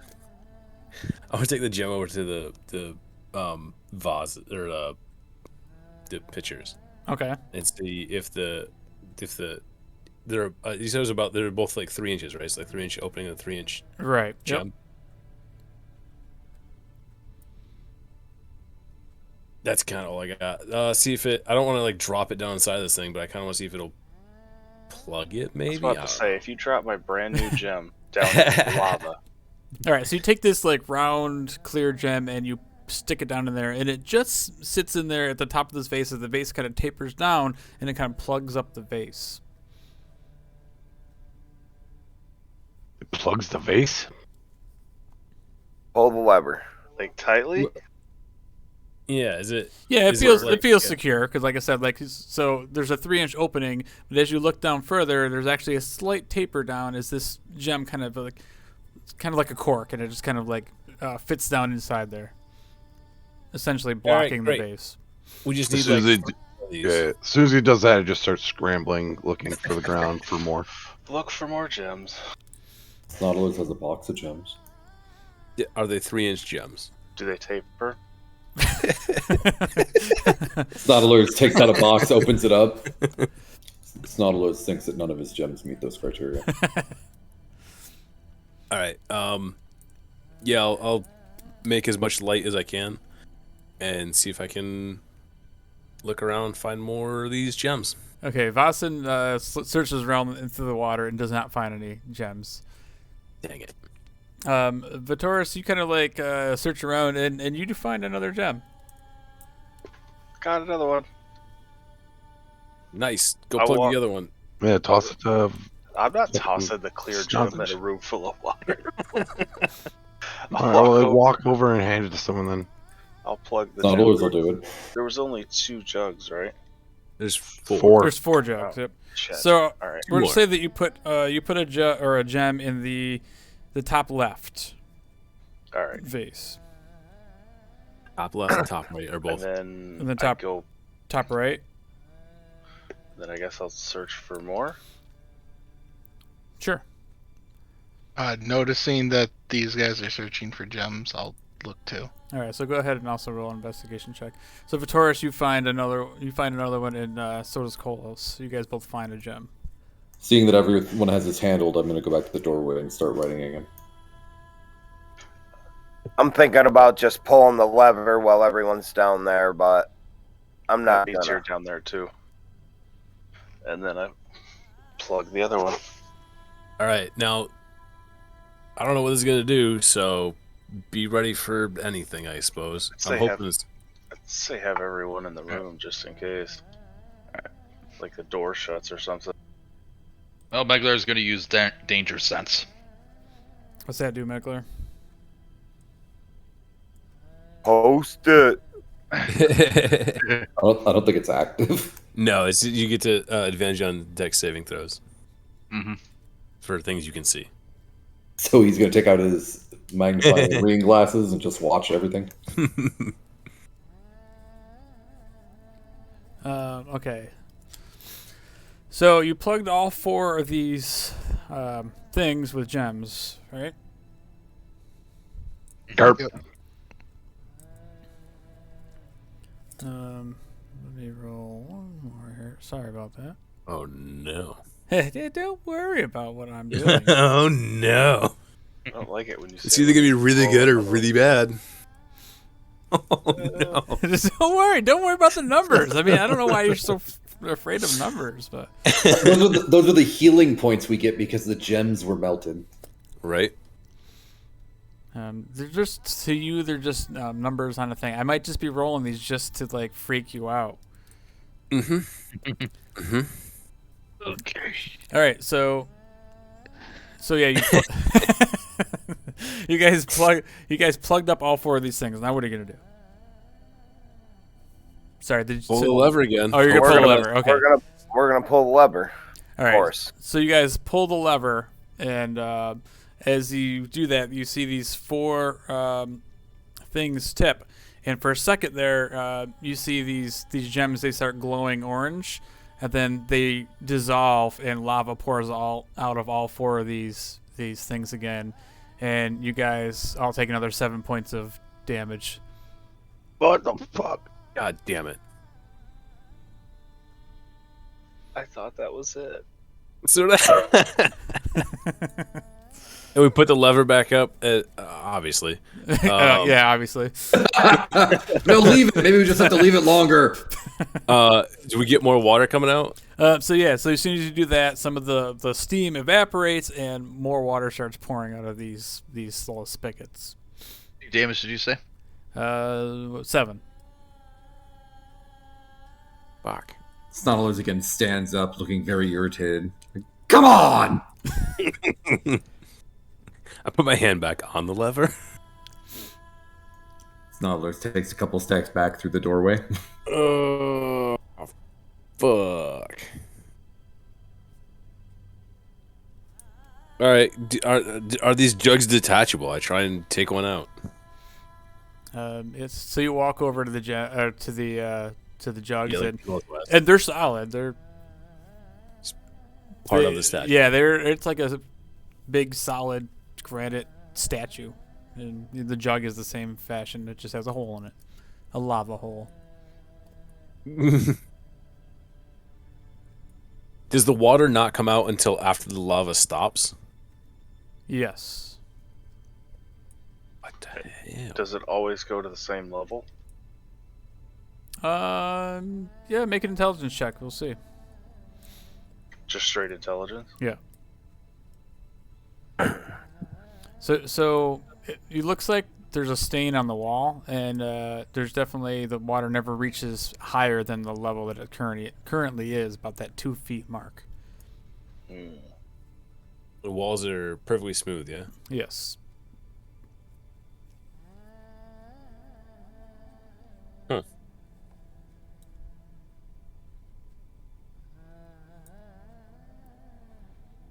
I'll start pushing and poking at one of the statues, looking for something to move. You take a couple minutes and you start poking around at it, and you don't see any levers or any switches or any joints on these statues. And can we move a statue? Go ahead and roll a athletics check if you want to try to move one.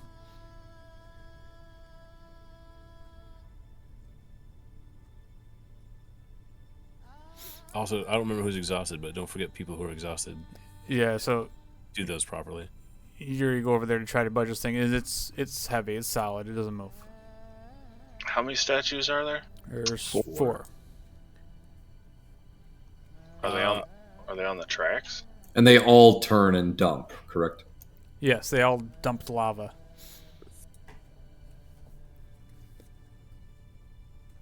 Maybe they'll slide if, of course, Yuri's not strong enough.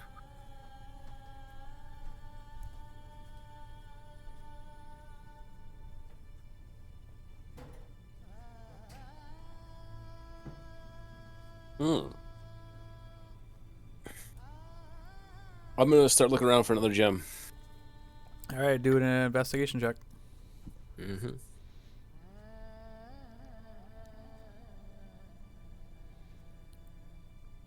Mm-hmm.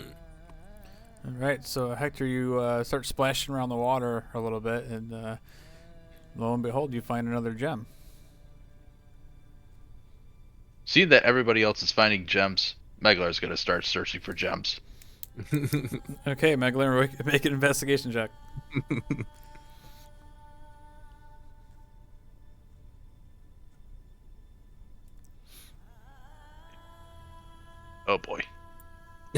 Oh, Nice. yes. Nice. That's why I got a -2, but I'll take 18. So you kind of like take everybody else's technique, and you're like on all fours, like fishing around, and you grab a hold of one, and you reach up, and you're like, I got one. Sweet. Better pocket this shit. So the room is just an open room. Yeah. There's nothing else in here besides the shit on the walls and the door in the ceiling. Yeah, it's pretty blank looking. And there are 4 statues. Yes. And 4 spigots in the wall. Is there any spots on the statues where we could maybe put the gem?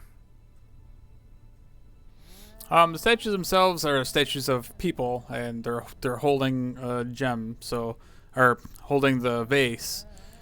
So I mean, like, I guess you could say you could put a gem and rest it on their arm or something, but if that's what you're thinking. But like, no, there's no like noticeable other holes in the statues or anything like that where you could. That's what I was asking. So aren't we just anyone able to move this lever when we're not in the room? I think we should try to push the statues. Like out of the blue, you hear Snodlers from the back go, "Not me."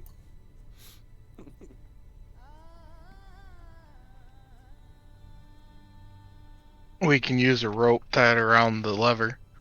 Everyone get out of the room as long as the rope's long enough. Like a 200-foot rope. Well, how high and how far from the door, I should say, is the lever? So the lever's 35 feet from the door.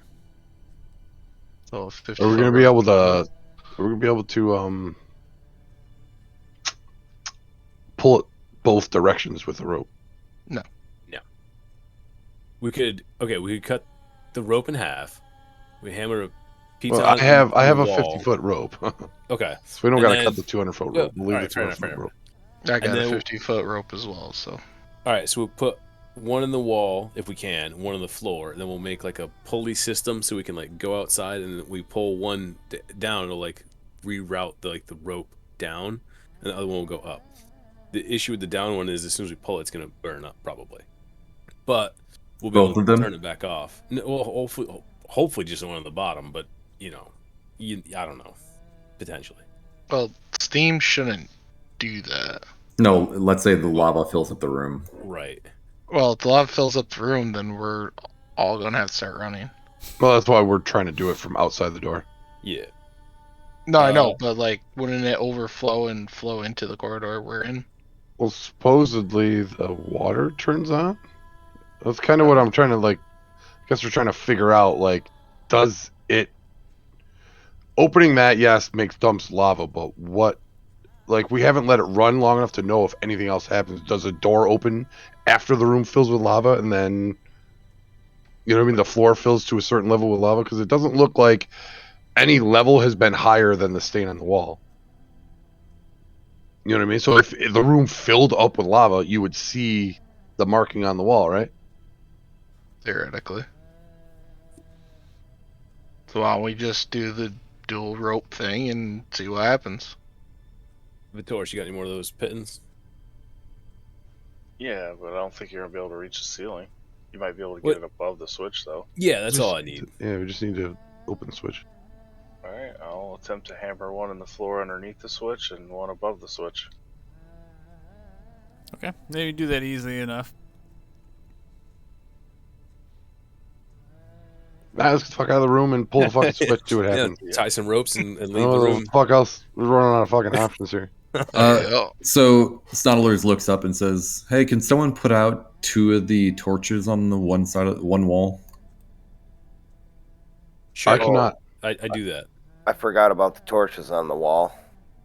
I have control flames or whatever. I'll just put them out. Done. Which 2? Snodlers does not care, just on the same side. Oh, you lit them all? Yeah, he lit them all. No, cool. Until lit torches with fire means they all dump fire, you know. Maybe. Sure. So I'll take, I don't know, the 2. By the switch. Sure. Perfect. When the lever gets pulled, can someone look and make sure that it's still dumping lava out of at least some of them. Yeah, I'm gonna observe as much as I can with through all of the smoke and stuff. So Snoilers goes back to his book and continue copying, and like butt scoots out of the doorway, around the corner. All right, we're all out of the room. We got this mechanism done. Let's pull this lever down, see what happens, and we're gonna just pull it down, leave it down. All right, so yeah, you guys rig up these pulleys, and you go to pull the rope, and it takes a lot of force to actually pull this rope because it took 2 people to pull the lever down.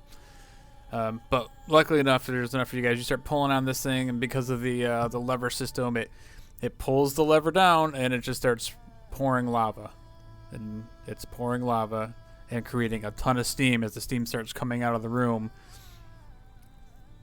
Before it all billowed up with steam, did we notice if the other jars with the torches were pouring lava? You don't know. There's so much steam coming out of the room now, and there's just lava flowing. It's just more and more steam, so you know the lava is flowing. I'll cast Destroy Water and destroy some of the steam in that area.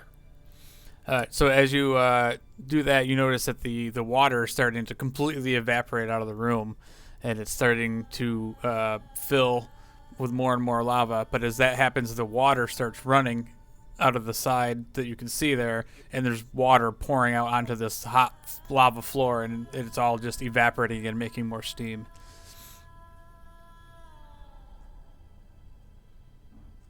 The floor is slowly raising. Do you describe that to everyone? Yeah, so the water is starts pouring faster out of those little spouts. No, I meant the actual character. Like he's seeing it, but yeah, as if I'm the only one that sees what's going on, I will narrate as it's going on. Yeah. So Snodlers, without looking up, says maybe the gem should be blocking the water holes. I mean, we could try it. They're only 1/2-inch pipes, but sure. Well, I'll pull the other rope, I guess we'll all pull the other rope and turn the lever back up. All right, so you do that. You pull the lever back up, and the steam starts to dissipate. As you look in there, you see the vases tip back up, and at that point, the water is flowing and is back up to that 2-foot level of water in there. I want to do a couple things. I want to look at the water level, like all around the wall, see if there's like some sort of switch or something it's hitting to know when to turn off, or if it's a mechanical thing or if it's a magical thing. Yeah, make an investigation check. All right. So now there's a good 25 minutes that's gone by already. Yeah, all right. So put that book away. Act all proud because I finally got a whole bunch of spells. Nice. I only got 7.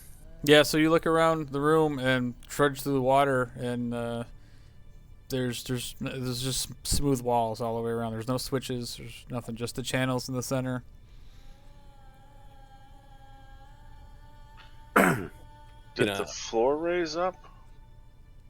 So it looks like it's the same height, the same depth of water. How many more of those pitons you have? So Snodulus is also confused where the lava's going.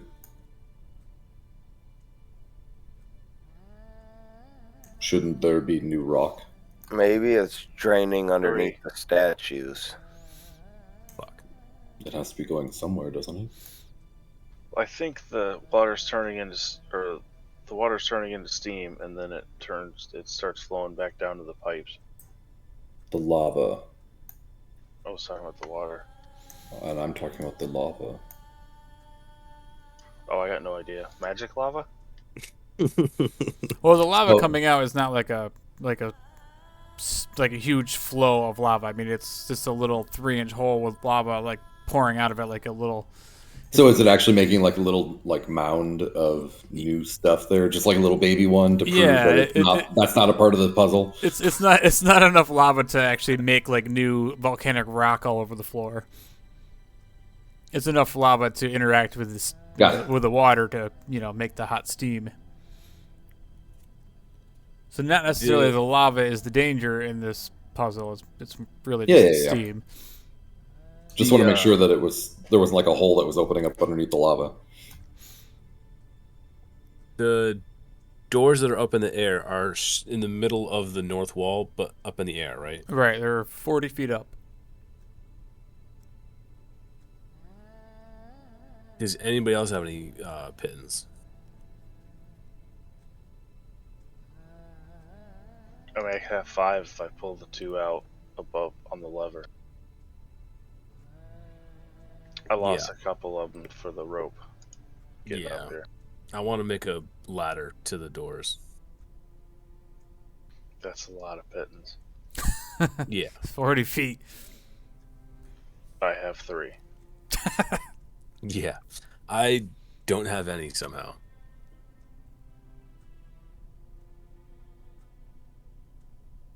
Well, guess what we get to buy next time we're in town?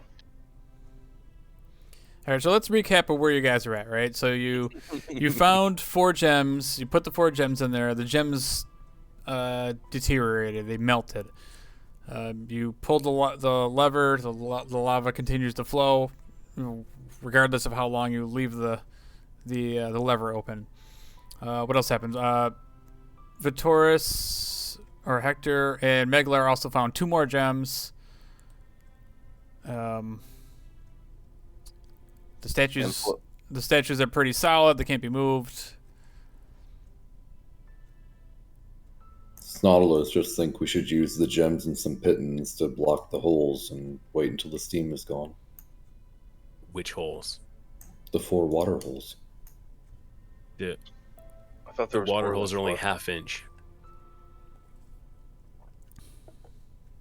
So the gem will close the hole pretty good then. I mean, how are you going to have a 3-inch gem? Just like, I mean, you know what I mean? Like, it's tapered. Depends on how long it is. Just smash it in the hole. Fucking smash I thought the vases were tapered and the gems were round. Right. Oh. Okay. Yeah. So someone asked if I had tapered gems. I'm just pointing that out. I didn't correct anybody. It's just, I don't know why somebody asked you that, but yeah, the gems funny. We found are round and the vases are tapered. All right. Well then, Snautilus digs in his bag and sighs and takes out his a set of just common clothes and starts tearing them up into little strips and plugs all the water holes. Okay. And I'm deleting that out of my thing, and that makes me sad. Snautilus has to use his frickin' Underdark clothing for this because no one has anything. I have half of a burned cape. Well, it sounds like you would have had 4 plugged holes with something you weren't going to use instead of me. Yeah, I left it in the other cavern, so if you want to go back and get it. Across the lava fucking bridge thing that we made. Snautilus does not understand why you humans throw away everything. Because it was burned to shit. Yuri only hurt. And still would have been usable. Holes. Snautilus looks at Yuri, which is probably eye height, and goes, "It might fit, but there might be a gap." I'm going to spend a couple more minutes looking for some more gems, see how many I can find. All right, do another investigation check. So can I plug those holes though? Yeah, there's six of those water spouts. So Hector, yeah, you find another gem on the floor. Nice.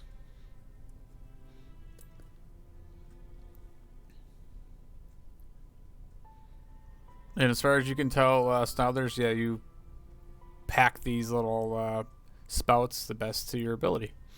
Looking forward to having them be rockets.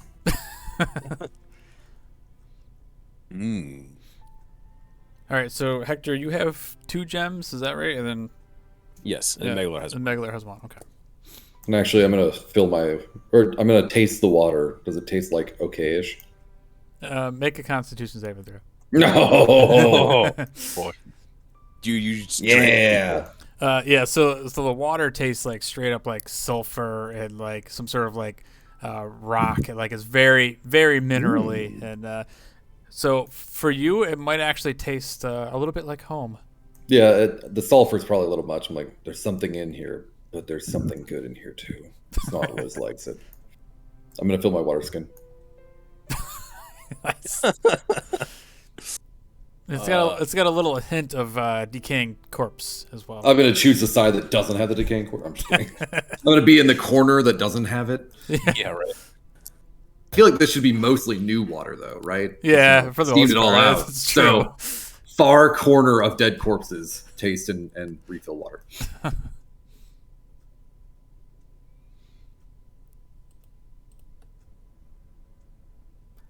So what were you saying, Hector? Sorry.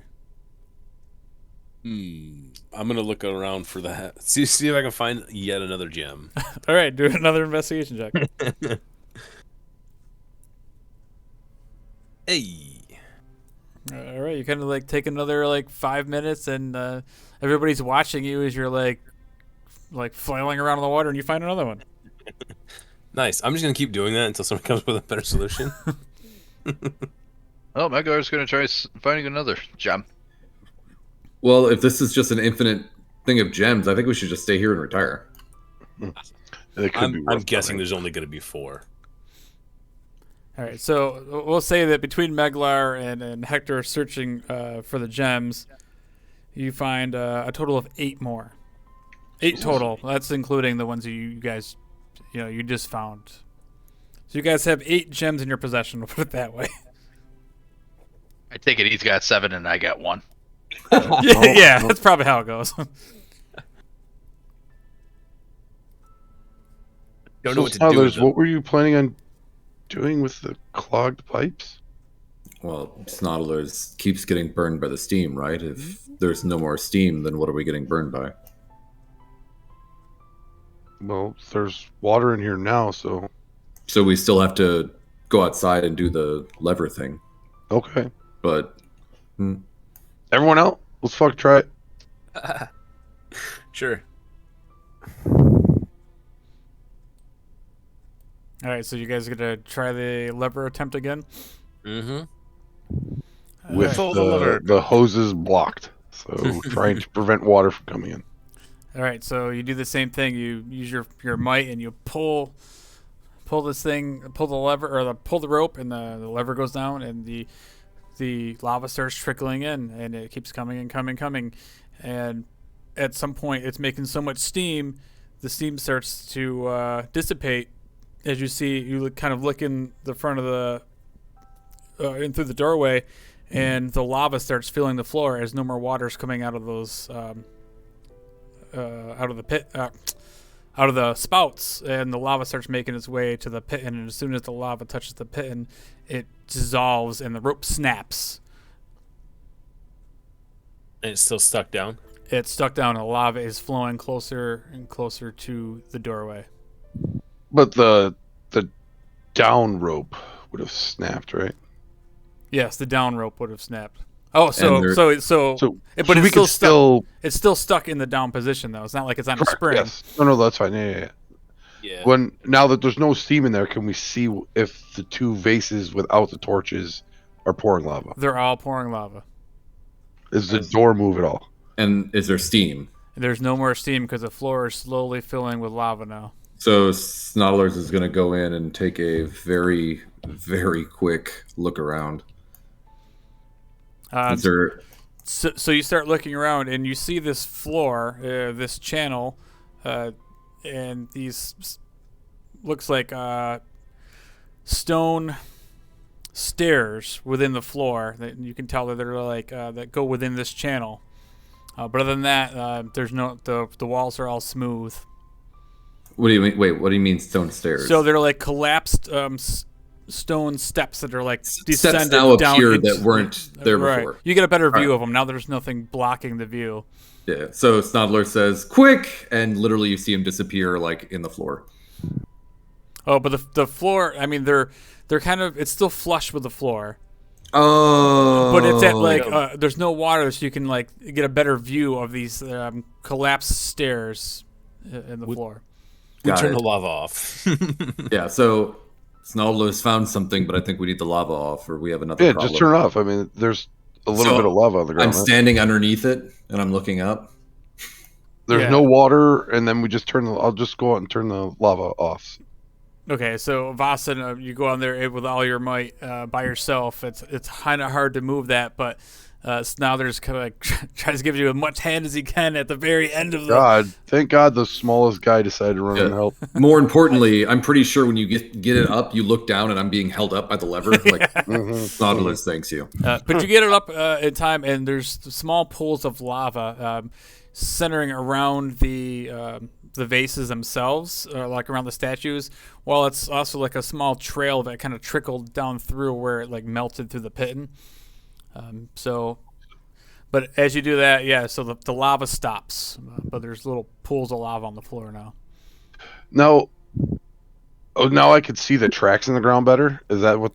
Yeah, you can see the tracks, and you can see the outline that they appear to be like foldable stairs. Well, now that the lava stopped, I want to investigate it better, see if there's like a lever or a button to push to make them unfold or extend up or down. Gem holes is what I'd be looking for. Yeah, so do investigation check then. It didn't do disadvantage. But it's fine. Doesn't matter. So you look around and they look smooth. There's no place where anything would be inserted, but you definitely see the channel is separated from a gap from the side of these stairs. So you definitely can tell at this point that somehow these stairs are able to be risen up to the door up top. But nothing can be actuated from the actual stairs themselves. And then the statues, you can't put these gems in their eyes or anything. Nope. In fact, the faces are just all smooth. They're like fine craftsmanship of these, stone statues, but they're not big enough for a 3-inch diameter gem. These gems like the size of a softball, right? Yeah, they're 3-inch diameter. They're like baseball size, and they're clear looking gems.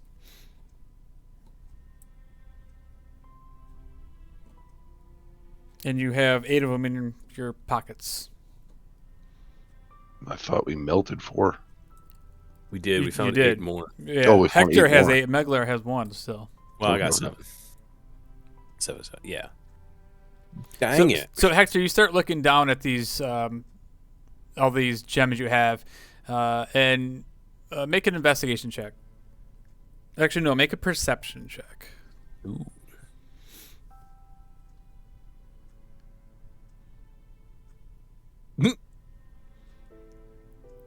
Nine. All right, so you're looking down, and something's off. You notice when you're looking at all these gems, but you quite don't know what to make of it. These gems, they look slightly different. A couple of them. Can I take 2 of them that look slightly different and just smash them together? Sure. Smash. Yep. So you take 2 of them and smash them together, but when you do that, they hit and nothing happens. I was hoping one was going to be fake. What even are they? I have no idea. I tossed him one. Does anybody have any knowledge in minerals or geology? Minerals. I just know they're worth a coin. I don't know that would actually be something that I care about, but I guess I would probably have something. What do you want me to roll? Is there any people that know how to work from stone, or that are, have a dwarven heritage? Sorry. I don't know, like stone cutting maybe? Is that a thing? I may have. Oh, you do? I may have learned a thing or two. Well, that's interesting. Maybe you should take a look at them, Yuri. All right, Pat, pass them over here. Sure, I toss him a couple. All right, Yuri, go ahead and make an investigation check, or you're kind of taking a look at some of these gems. At advantage. You're right. But you get a +2 to it, so it's still going to give you a 12. So you're looking at them, and even yourself, though, Yuri, You you know that these appear to be either quartz or diamonds, but that's all you know. You can't tell the difference. So I just mumble. I don't know. Nothing looks special about these, and I tried to put them in my pocket. Like stealthily, or you want to roll stealth? As everyone's staring at you. Right. I mean, is it possible for me to pocket them without being seen? Well, you're gonna roll stealth at disadvantage because everybody's watching you investigate them. But Double disadvantage. yeah. Yeah, so there's no way that's gonna happen. So like you try to put it in your pockets and everybody sees you. What the fuck are you doing? What are you talking about? The gems. Gems? We watched you put it in your pocket. Oh, these? I thought they were mine. I pulled my hand out of my pocket and be like, "This fireball? This looks like yours too." Here you go, Hector. Thanks.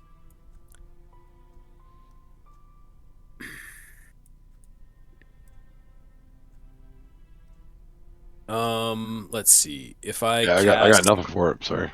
It's all good. I'm gonna try and cast light and see if they reflect through the different gems differently. Okay.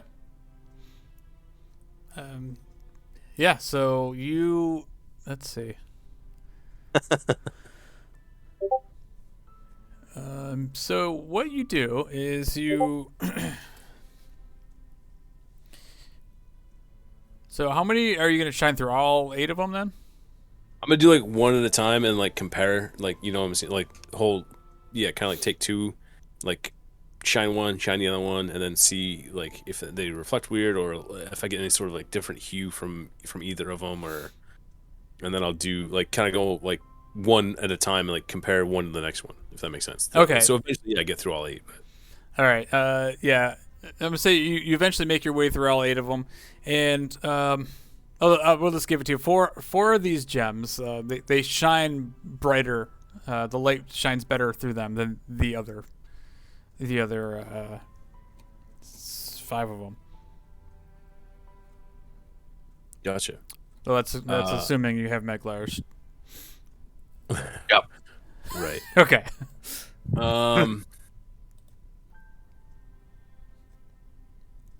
All right, so as I assume, sorry, I mean to cough in everybody's face. You're fine. I didn't feel it. Dang. So the only place we found to put these is like in the picture, Right. but that didn't do anything. They might have been fake. I think you should put the 4 different ones in the bases and then pull the lever. All right. I don't think those ones will deteriorate, but I might be wrong. Well, the But best. it's worth a shot. It's the best thing we got. So I far. believe you, Yuri, because you are a dwarf and you know your stone. Oh, and if this shit works, you guys will never hear the fucking end of So it. Yuri, go ahead and make a history check. History. Yes, go ahead and make a history check. All right, so even at disadvantage, Yuri, you remember your teachings growing up that you learned that that diamonds can't be melted in lava, but quartz can. So it kind of backs up your theory. Oh, All right. I'll take good one. theory. Toss it to Yuri. 1, toss it to Vasan. 1, toss it to Vitoris. And I'll take the other one and put it in the one jug on the. I'll go northeast side.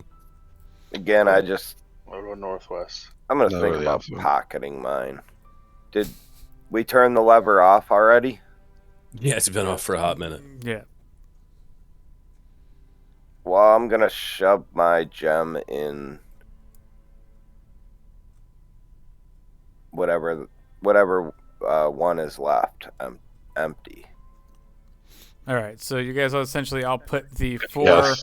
the 4 gems in the vases, and they all plop in there pretty nicely. Fucking pull the lever. I'll give him a I hand. haul ass. I stand on the stairs because I'm gonna ride these bitches to the top like Captain Jack. Badass. All right, so who's pulling the lever? Me and Me the and Taurus. Boston. All right, so Others is getting the fuck out of here. so you guys go over there, pull the lever. Let me see how much damage I gotta roll here. No. So you guys pull the lever, and at that point, as soon as the lever goes down, you guys kind of like in slow motion. You watch the vases all tip down as you start to freak out a little bit. But all of a sudden, you hear a loud click as these 4 vases get to the bottom, and you see the lava back up behind these diamonds, large diamonds that are plugging the vases. You hear a loud click and the sound of grinding gears. Suddenly the floor begins to shake as a set of stone stairs begin to emerge from the floor and rise up to the 40 feet to the double doors. And the double doors open, and a Tiamat comes out. A Tiamat, like there's multiple. Just one of them. So Hector, you ride the stairs up to the top, and you're up on the stairs facing these closed stone doors. Just hoping he had to make a dex check or fall back down. Sweet. I'm just gonna give them a little push, see if they swing open. And yeah, you come up there and you put just enough force in there as they don't open freely, but they haven't been opened in a very long time. As the doors they open up to a dark room that you can't see in. Nice. I cast produce flame and light my hands up. All right. So as you do that, there before you stands this small room. It's probably about 30 by 30. And on the far wall, there's this like very ornate mosaic depicting a serpent-like creature coiled around a beautiful woman in a flowing white gown. In the center of the room, there's a small stone pedestal, and on top of the pedestal sits a mummified human heart. What are the rest of you guys doing? I'm gonna climb the stairs. We've been trying well, to get to definitely, go up for the past hour. Yep, going up the stairs. Going up the stairs. Same. So, can I pull the lever? Is that gonna make the stairs come back down? It might. Oh, jeez. It's up to you. We'll come back and try to get them. I know what you're thinking. Yeah, I'm gonna pull the lever. All right. So is everybody like in the room, or are you guys on the stairs when Yuri decides to pull the lever? I'll be in the room. I'm gonna try to be up top. Yeah, I was already trying Same to here. get upstairs. I was trying to get up the stairs. Okay, so you guys are all up in this small room as Yuri pulls the lever, and you hear the stone stairs fall back down as the grinding gear sound, and the stairs sink back into the floor. Fucking Yuri. And the Put vases the lever back stand back up. We'll come back for the diamonds. Can I just pull the lever back again? The other way? you can, yeah. Yeah, I want to do that then. All right, so you force your weight and you pull this hard lever down, and the stairs rise back up. And then I shuffle my little chubby ass up the stairs in disappointment. So you guys know I wanted We're at gonna least, get them. Calm down. at least one of those diamonds. All right, so this is not the hugest, the biggest room. It's like I said, it's a 30 by 30 square room with the doors being a double door going in. So where are you guys all fitting and standing in this room? And again, you guys all see this pedestal in the center of the room with the heart sitting on it. So it's Just not do with a harp or heart. Hearts, like A human heart. an actual mummified human heart. So Snodlers is going to cast Detect Magic using his Awakened Spellbook Ritual spell, so it's a normal cast time instead of a ritual. and what appears to be glowy magically, other Cool. than the heart. All right, so now there's you cast this, and you see the heart itself glowing this this red aura around it of this evocation magic, and around the entire room, you feel this aura of this like white energy, this abjuration magic, kind of like surrounding the heart and the red aura, kind of enclosing it. Snodulus thinks we all better be careful.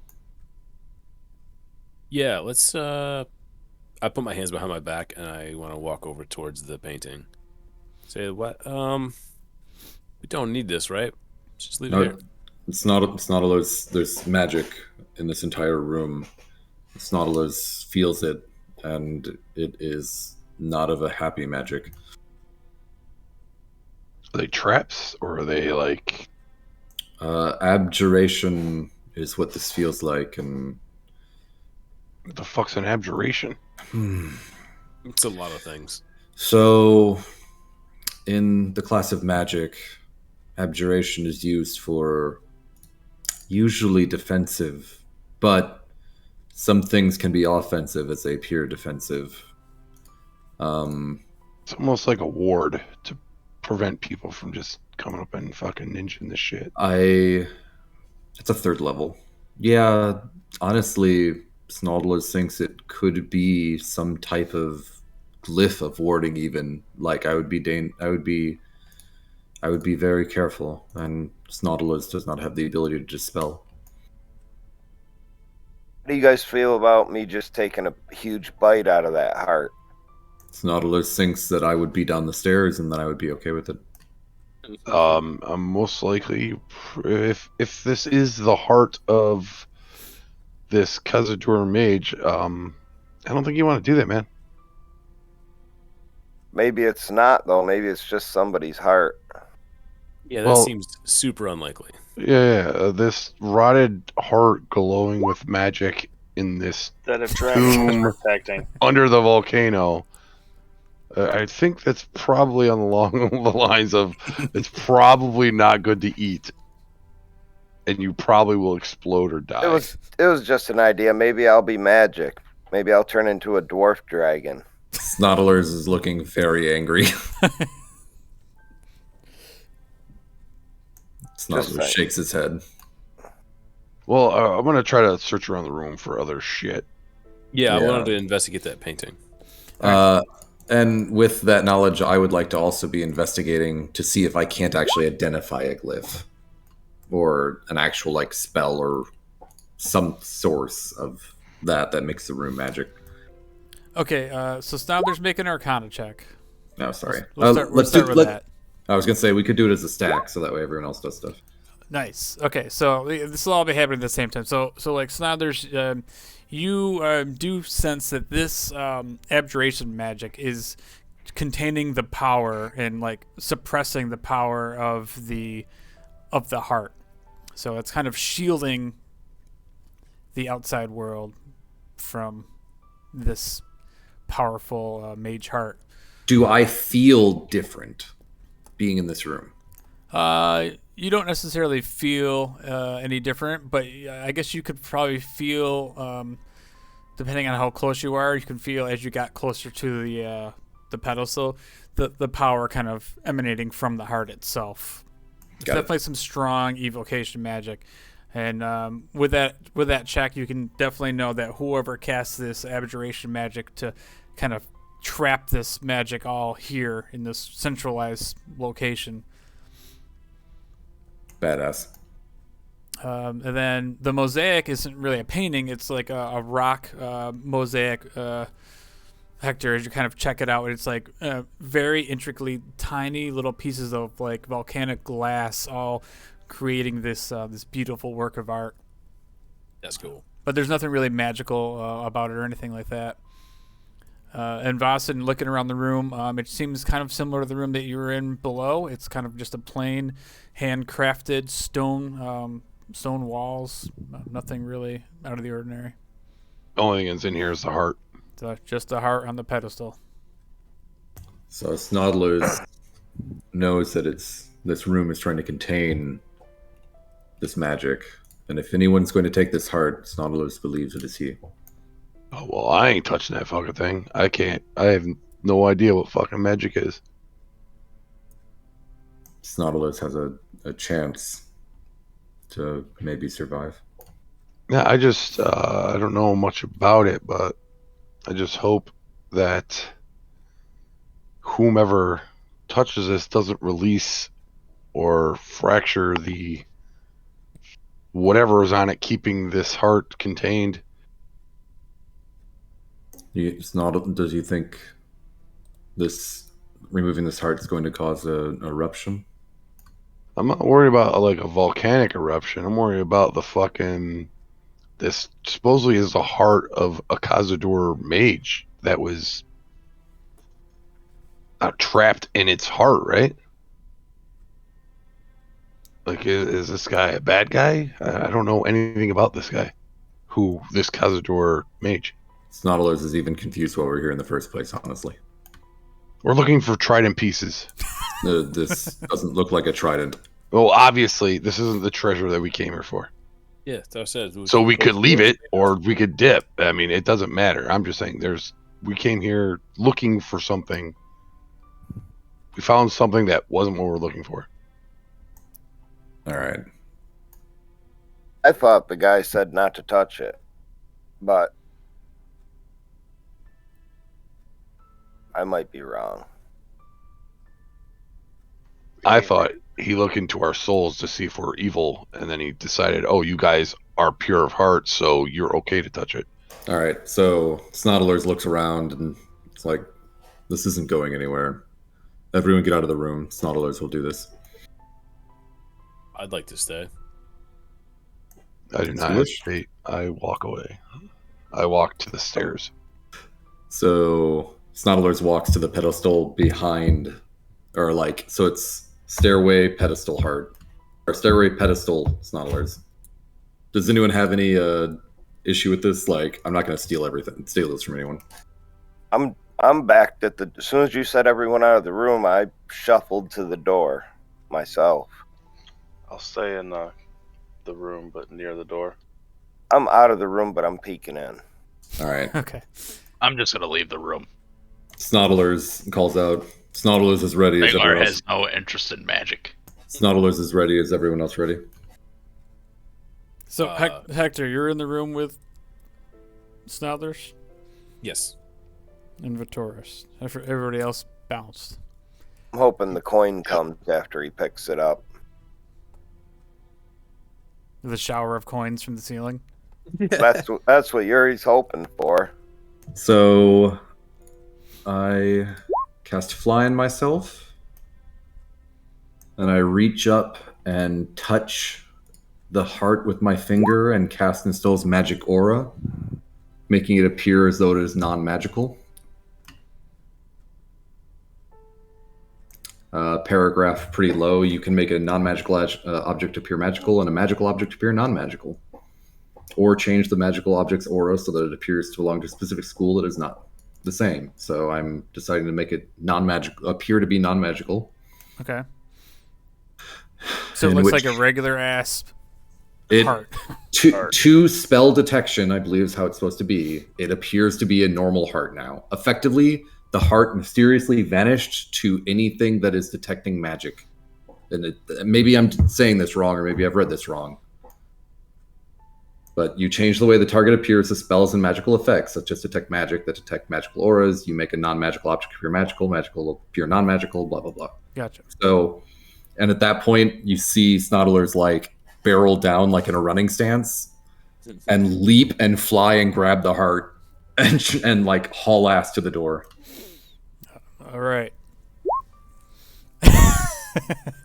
All right, so Snodlers, as you kind of like brace yourself and you cast Fly, and you kind of like looking at the door, looking over your shoulder, and you kind of reach out with one hand, and as you reach out, the heart begins to beat as soon as your hand draws near, and it starts to beat faster and faster, and it starts to glow, and the soft beating turns into like a hard thumping, and as this thing thumps harder and harder, as you put your hand on it, this intense light shoots out from the heart, filling the room with a blast of radiant energy.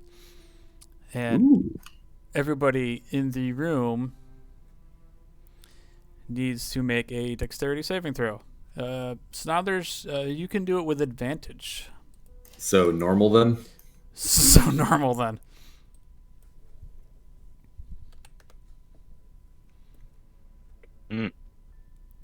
Okay. Will Snothers make a new character? Yes. Oh, I'm ready. I got my second one up. All right. This is legit the moment. Here we go. Oh my god. No. Yes. Oh. Yes, he will. So, if you don't make a DC 17 dexterity saving throw, you take 58 points of radiant damage. Anybody in the room? Oh shit. I'm so glad I left the room. Snoddlers literally lands on the ground and skids towards the door. Just fucking knocked the fuck out. But not enough to kill you, surprisingly. Yeah, it was, I think, like 8 off. I was honestly sweating for a second, like, oh no, this is the end of Snoddlers. Especially when you failed your dex save. I'm down. So yeah, this massive blast shoots you guys back, and you both land prone, unconscious on the floor. I feel like I was literally trying to fly as fast as I could, so I have a feeling like I literally would have been meant to launch. So Hector, you're probably you're not down. Oh, you're probably down. So all three of you just I might be dead. Hold on. no, because you would have had to take. It was only 58. What's 39 times 2? Well, it depends on what his current health is. Yeah, it depends on my current health.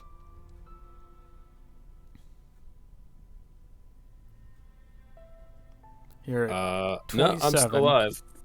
Yeah, I was at 28 and I had like 8 left. You were good. Yeah, so it'd have to be the remainder to make 39. I don't do math. Yeah, it It's was. six- off it'd have to be by 66. 7. Yeah. Yeah, so it's just short enough to outright kill you as well. All three of you guys are just unconscious in the room. Man, if you would have rolled average, I think it would have killed us. Yeah, I was scared. Luckily, there was a 1 in there. Yeah. Yeah. 55 was average. You were pretty damn close. Yeah, so this heart After the beating explosion, in your hand still, Snoddlers. I go up and check on everybody after I heard that. Yeah, And I'm you see 3 following people Vassimo. laying on the ground. Well, grab their shit and let's get out of here. I walk over to Snothers and pour my portion of healing in his mouth. Oh, man. All right, go ahead and roll the 2d4s plus 4. Plus 4? This is What? plus 2. Is it plus 2 or plus 4? It's plus 2. It's for the health potions. Wow, it's that's the number of shit terrible. The number you add is the number of D4s there are. Well, you Gotcha. get 6. 3DC. You're 3D. not What's- dead on the ground there. Nice. Snothers, you're stable. Flundell, is that you? Snoddlers has been thinking about you lately. Don't try to kiss me. Oh, Okay, Awesome. so Snoddlers, as you sorry. kind of waken up and you look down at your hand as you're still holding this like beating heart. wait, I was holding it? Yeah, it's yours now. It's in your hand. Ugh. Let me. Shit-eating grin. Here we go. Went from So- nearly death to having the power of the world. Do I just suddenly float? I'm just kidding. So if I get knocked out and I get healed again, exhaustion's still on me, right? He turns celestial. Yeah. Nothing hurts him anymore. All right, so now you should be able to see the heart of Kaza-Dur in your journal. How's that? Oh no. He was all excited until he actually read it. No, it's pretty sweet. I mean, it's got its pros and cons, but it's literally a picture of a heart. Yeah, it's pretty gross. Looks like someone was smoking with their heart too. I could probably show it to everybody. I don't think it really matters. No. Yeah, I was about to say I want to see that shit. Yeah. If I can. That Yeah, thing's you, dope. you should be able to know. Wizard art.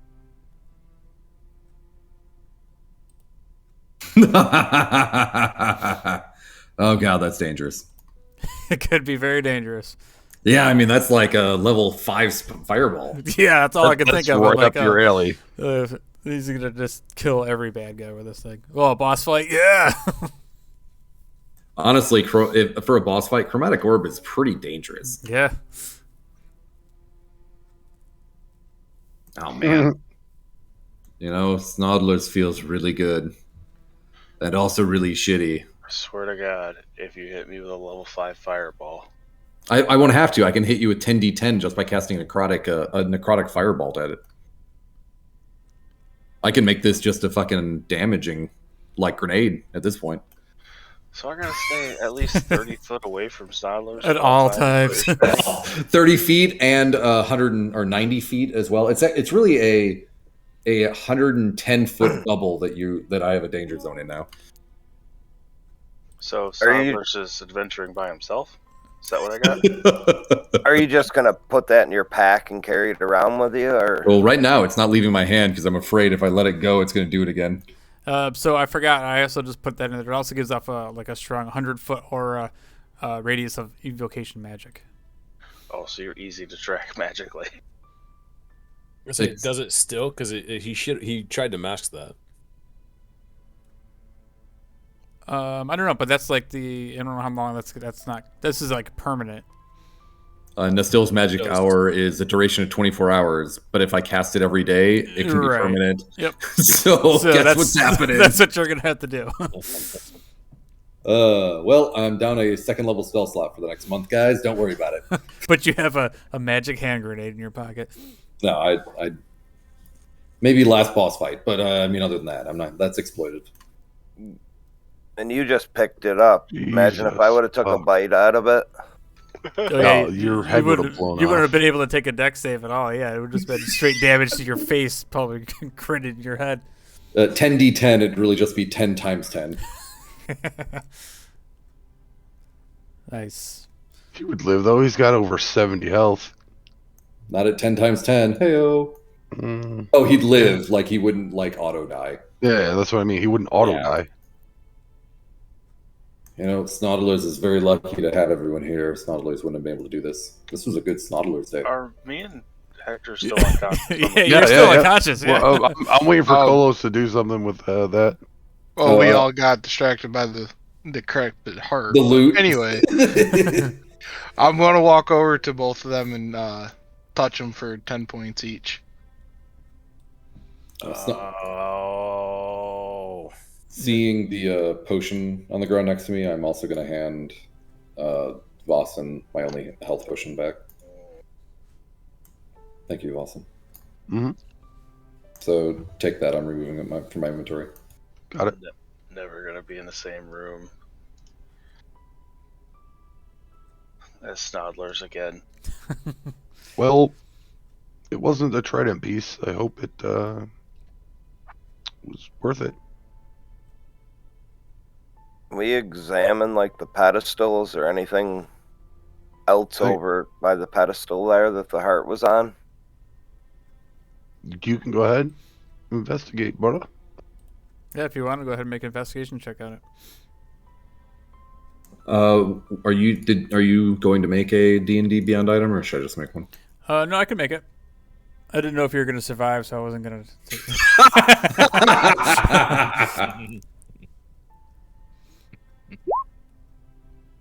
it. So yeah, you kind of look over the pedestal and you admire this stonework, Yuri. That's like very finely crafted, matches the fine craftsmanship of the mosaic behind the pedestal. But other than that, there's nothing else of any interest to you.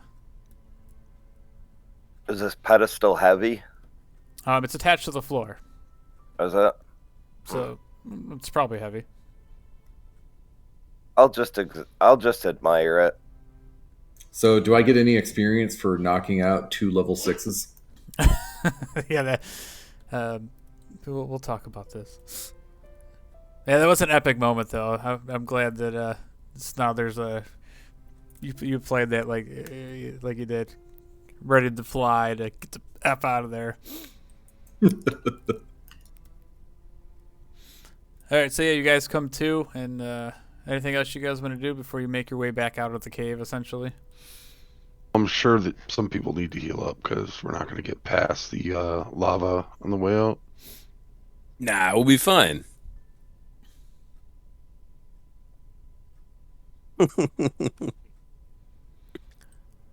All right, so this is what we'll do. We'll call it a short rest here, and then this is where we'll leave it. And we'll pick it up next time.